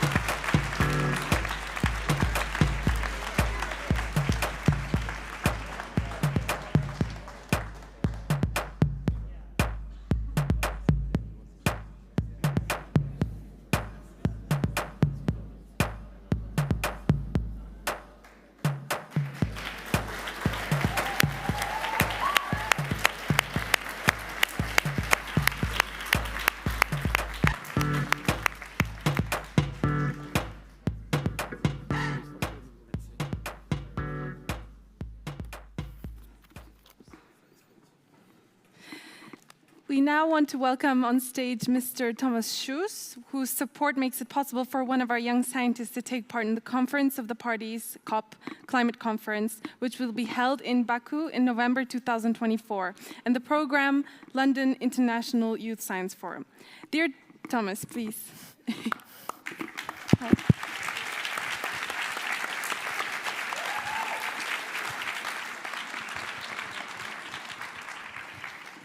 So we have a small question for you. You're representing the Ministry of Environment, Climate and Biodiversity.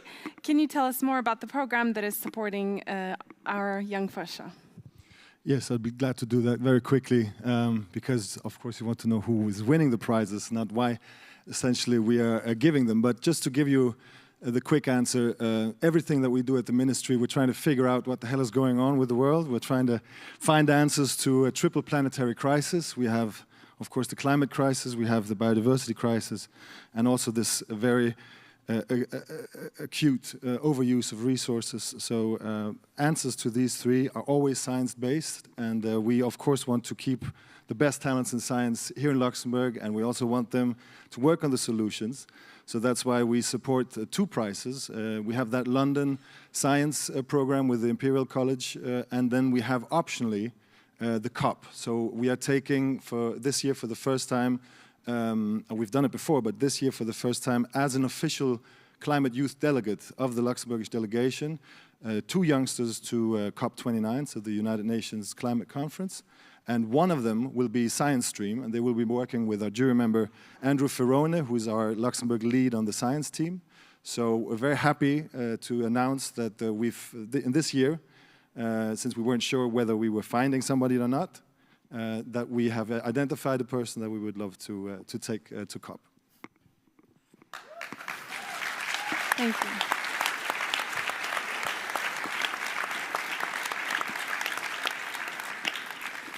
So for her work on the migration behavior of white sea trout in Southeast Iceland, Frida Torsteindottir.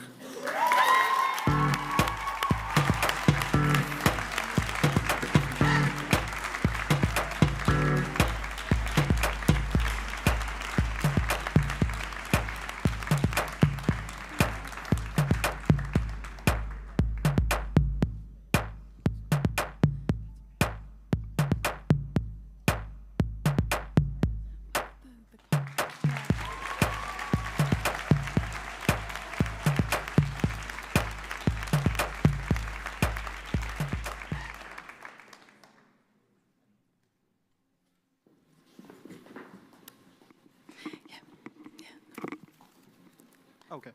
And as Paul Tuckett already gave it away, as Mr. Thomas Shaw already gave it away, there's also a second prize. It's also the London International Youth Science Forum. So let's just show you a quick video.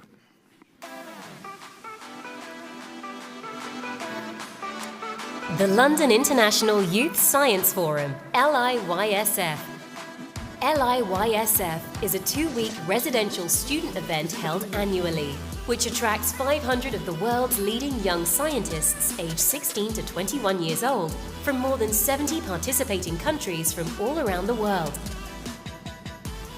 I would have been killed for an opportunity like this, where I could be with young people my age who also had a passion for science when I was that age.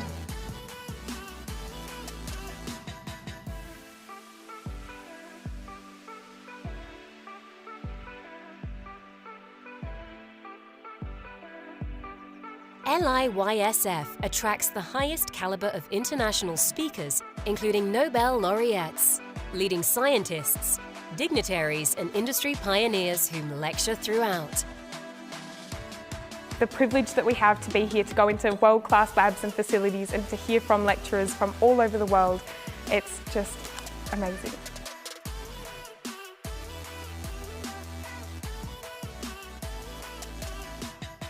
Our mission is to give young people from all nations a deeper insight into science for the benefit of all mankind, whilst enabling our students to develop lasting international friendships. This is LIYSF. Join us in moving science forward with the thinkers of the future.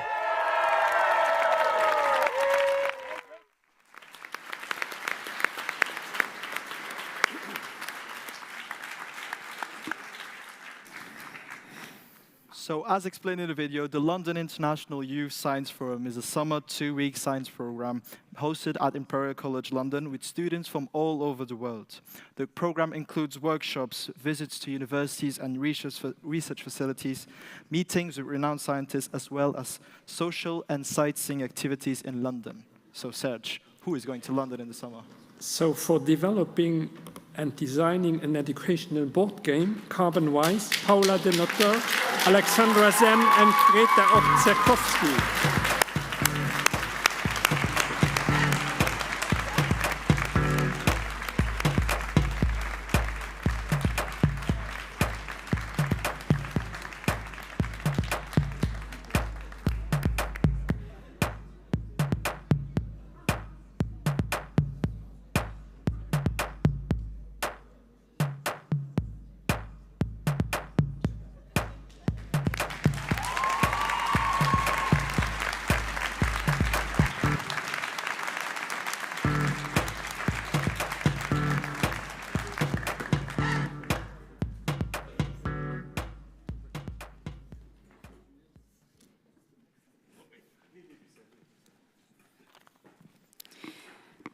So next we have USIS, the European Union Contest for Young Scientists, which will be hosted in Katowice in Poland this year.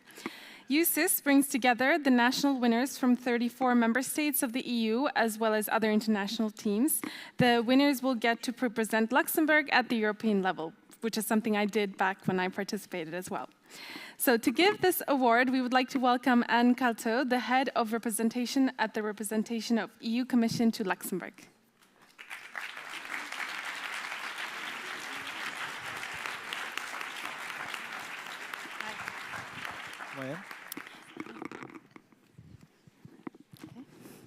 So, dear Anne Calteau, I have one quick question for you. Can you tell us more about the Science for Society program, which is supporting the European Commission for Young Scientists? Sure, just very quickly because we're running late. So it's a program and it's about empowering young people like you who are innovative, who are creative and who really contribute by your skills to bring our society forward, because that's what it's really all about and we need more people like you. The European Commission would like to empower people like you, and when I say empowering I also think about all the many young girls here tonight, well today, it's not night yet, And I would like to congratulate you specifically because that's something which is really dear to me, bringing young girls and women forward in the benefit of our society. So that's what's Europe about, innovation, giving young people a platform to speak and to contribute to our society at large. So thanks for inspiring us and keep on rocking. Thank you.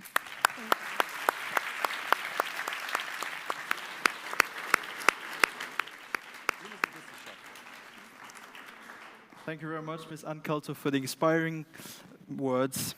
But before we announce the winners, let's watch a short video overview of the previous editions of the OASIS.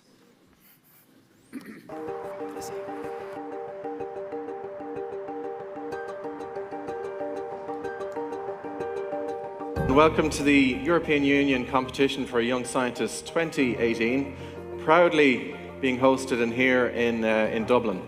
100,000 welcomes to all of you who've travelled from all over Europe and as far away as the USA to be here today.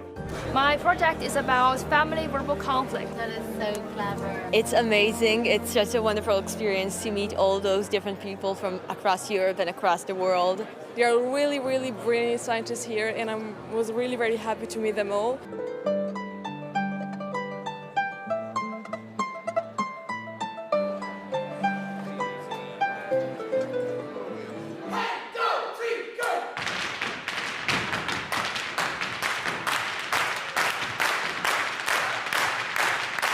Welcome dinner yesterday.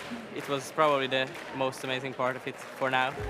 This is absolutely my favourite event of the year. I personally believe the biggest prizes are for those who enjoy and make the most of the whole experience and those who take home the best memories. Well, my project is based on plants and how they affect bacteria and make them as relevant as possible to humanity. I'm extremely happy to be a judge for the UCIS already for a fourth year, and I see that from year to year they're becoming more and more bright, more and more passionate about what they're doing. There are more and more girls participating into the contest, and this is very important because science needs all its talent, and talent does not have gender.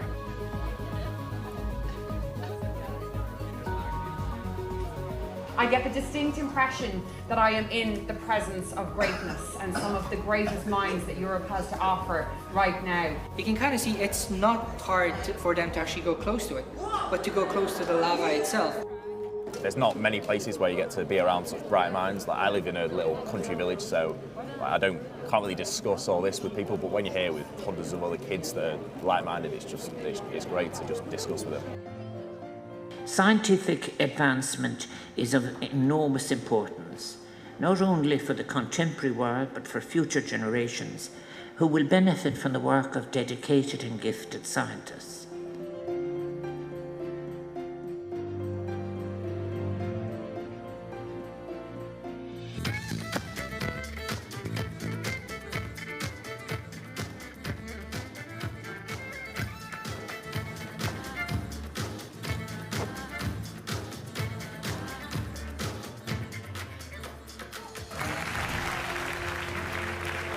Good afternoon, dear young scientists.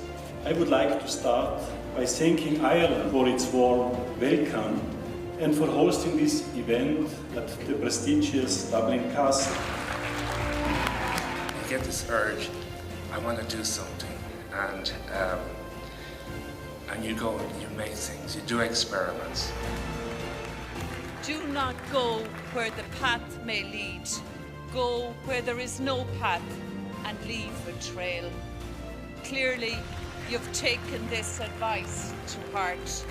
You've already left trails behind you.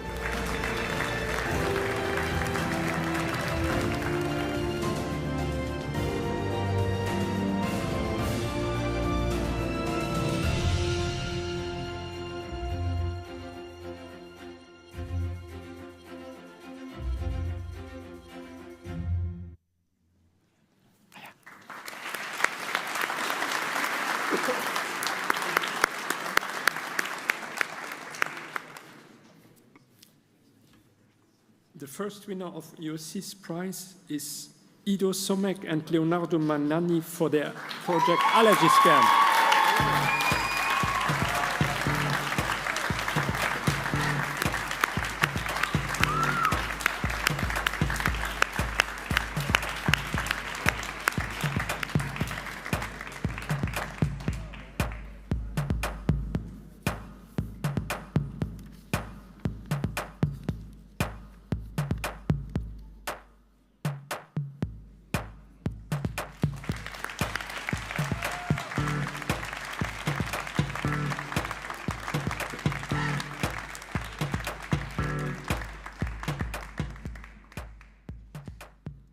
And 2 other winners will go to the UCs. And the first one is Philippe Bost for his project on solar active regions.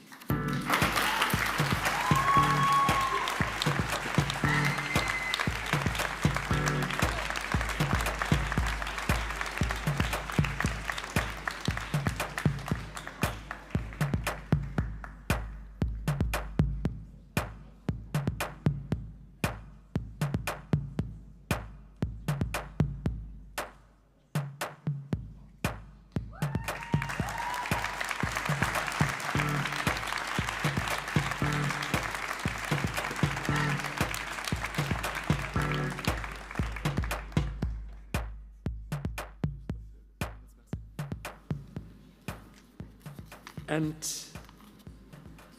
the last winner of this UC's prize is Petra Straga for her project How to Oxidize Stress and Enzyme Telomerase Affect Telomeres Shortening.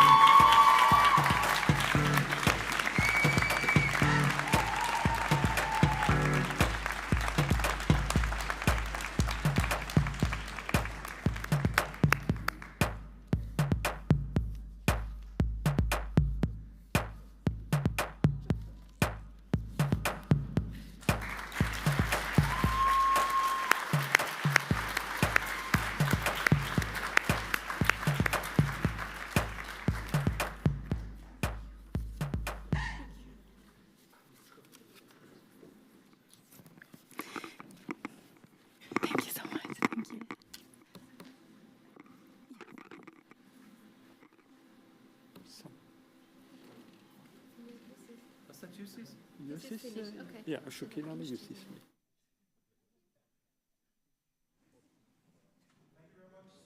To the next prize, Regeneron International Science and Engineering Fair is the world's biggest pre-university science fair, hosted in Los Angeles. Each year, around 1,800 high school students from 75 different countries participate in contests, competing for around $4 million in prizes.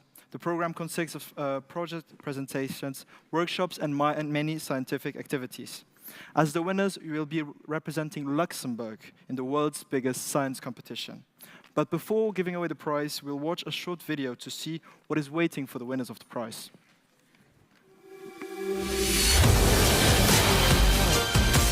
Welcome to the 69th Annual Intel International Science and Engineering Fair here in Pittsburgh. It's time to meet the real stars here tonight, you guys. It's time for the 2018 Intel ISEP International Shoutout! The nearly 1,800 finalists, who are from 81 countries, are our future innovators, scientists, and engineers. They are creative, they have enormous energy and passion because they want to solve the world's most intractable problems.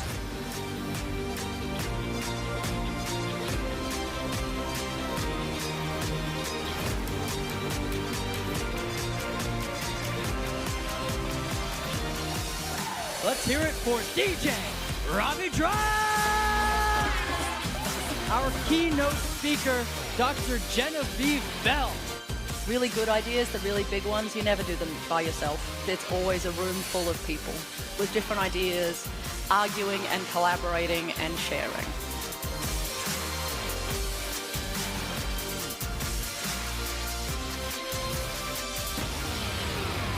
My hope for these young people is that they recognize that not only are they our future, but their projects are projects that literally can save the world. We continue to see every single year the brightest minds on this planet that are really pushing the boundaries. Future scientists, future makers, future Nobel laureates are probably here today.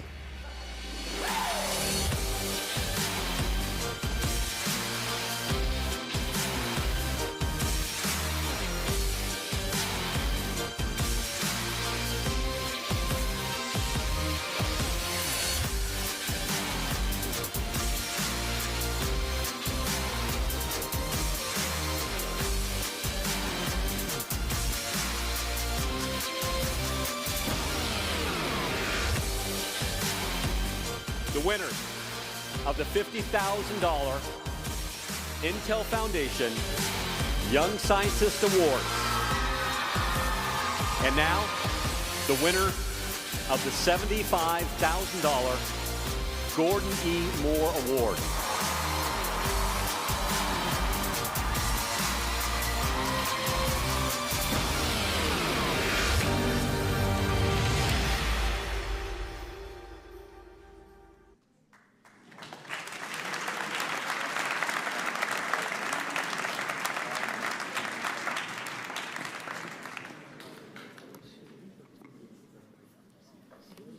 And our 2024 winner, who will represent Luxembourg in the Intel ISEF competition in Los Angeles, is Krezimir Hizik.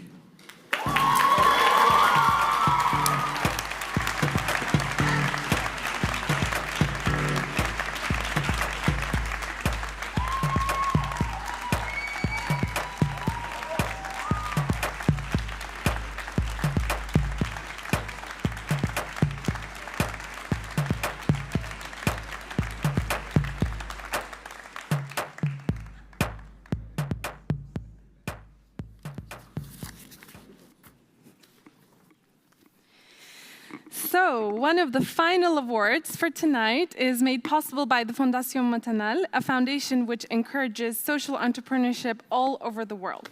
For this prize, we would like to also welcome Ms. Joelle Alflalo, excuse me, to join us on stage, please.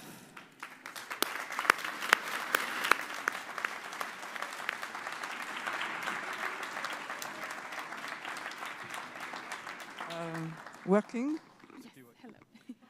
Okay, I am like her. So I understand you want to refresh yourself, so I will speak French. Je représente ici la Fondation Maternelle, héritière de la tradition juive de nos ancêtres, d'interrogation, de curiosité et de recherche du fonctionnement du monde. C'est à cette tradition que je suis aujourd'hui de relais. C'est une tradition empreinte d'une vision qui met les découvertes au service de l'humanité, faisant de la connaissance et du domaine intellectuel un bien collectif qui ne prend de valeur que dans le partage. Quand le partage d'une chose n'en prive pas celui qui le partage devient un impératif moral. Ainsi en est-il de tous les biens non physiques, comme le savoir, les découvertes et tout ce qui est information, depuis les recettes de cuisine jusqu'au programme informatique.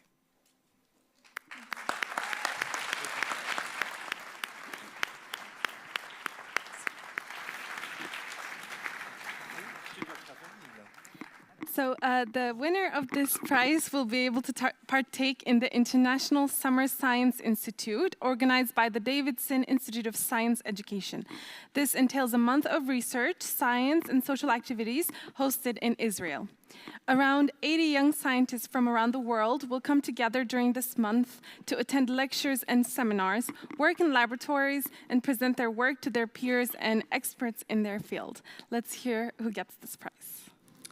For his project on deep learning, Bartolomej Novak.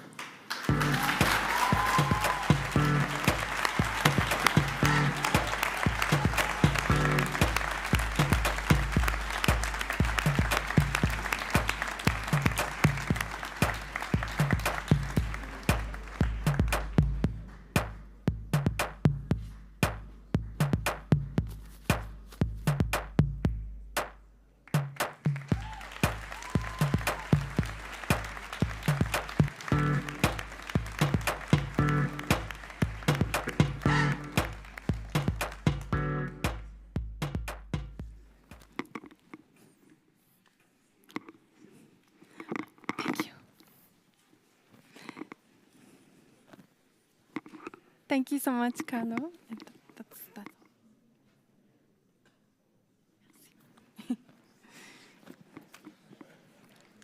Now the stage feels quite empty. Yeah. All of our young scientists have already received their prizes, but there is one more prize that remains. Science Next program, initiated by Director Susanne Young in 2020, aims to support all the Jonk Fuerscher at each step of developing a scientific project.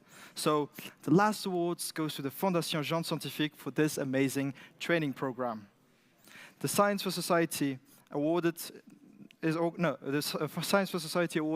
by the Fondation Jeunes Scientifique, Fondation de Luxembourg, to reward a project which aims to discern fact from fake news.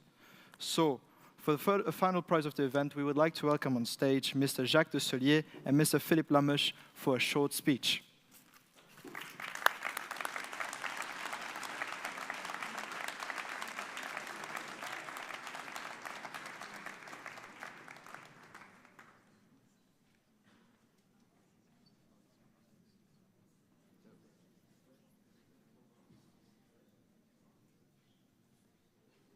Is Philippe coming as well?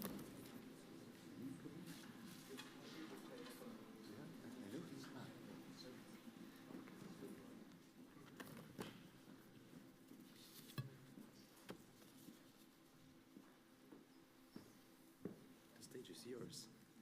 Thank you. Well, good evening, ladies and gentlemen. As you've been told, I represent the Science for Society Foundation, a fund under the aegis of the Fondation du Luxembourg. Our mission is to promote scientific awareness in public debates. Now, for a few years, we've been organizing an award to recognize an initiative that greatly contributes to our mission. And I have the greatest pleasure to announce you that our winner this year is Fondation Jeunes Scientifique Luxembourg.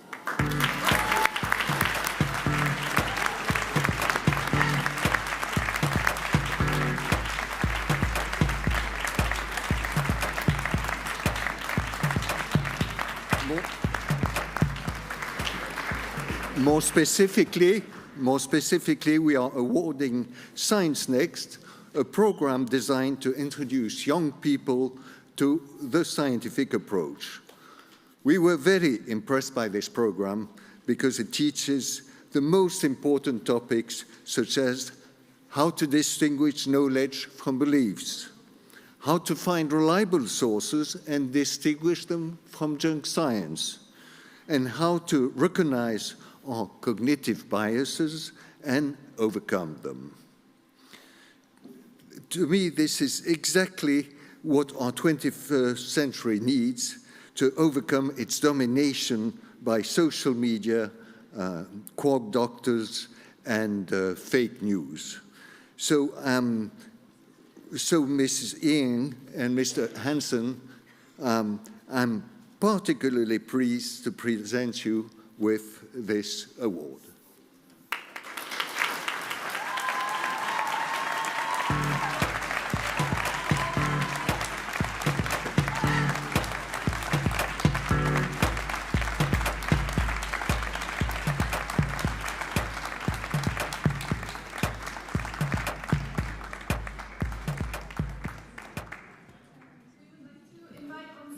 Also the rest of the team of FJSL.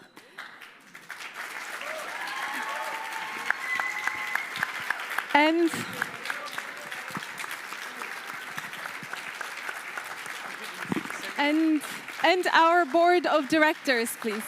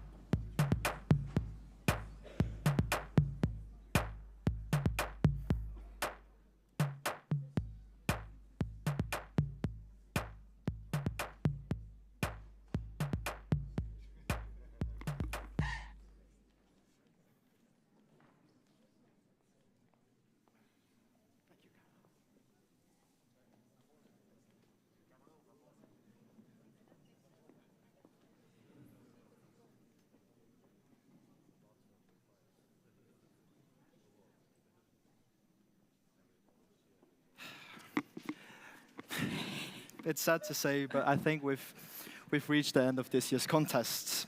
I would like again to congratulate all the participants that worked extensively on their projects, and a big thank you goes also to the sponsors and partners of this year.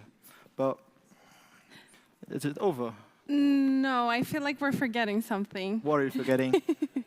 We're forgetting the big family picture of all of our participants from this year. So before you go out to the drinks and food, we would like to invite all the participants and volunteers on stage for one last photo.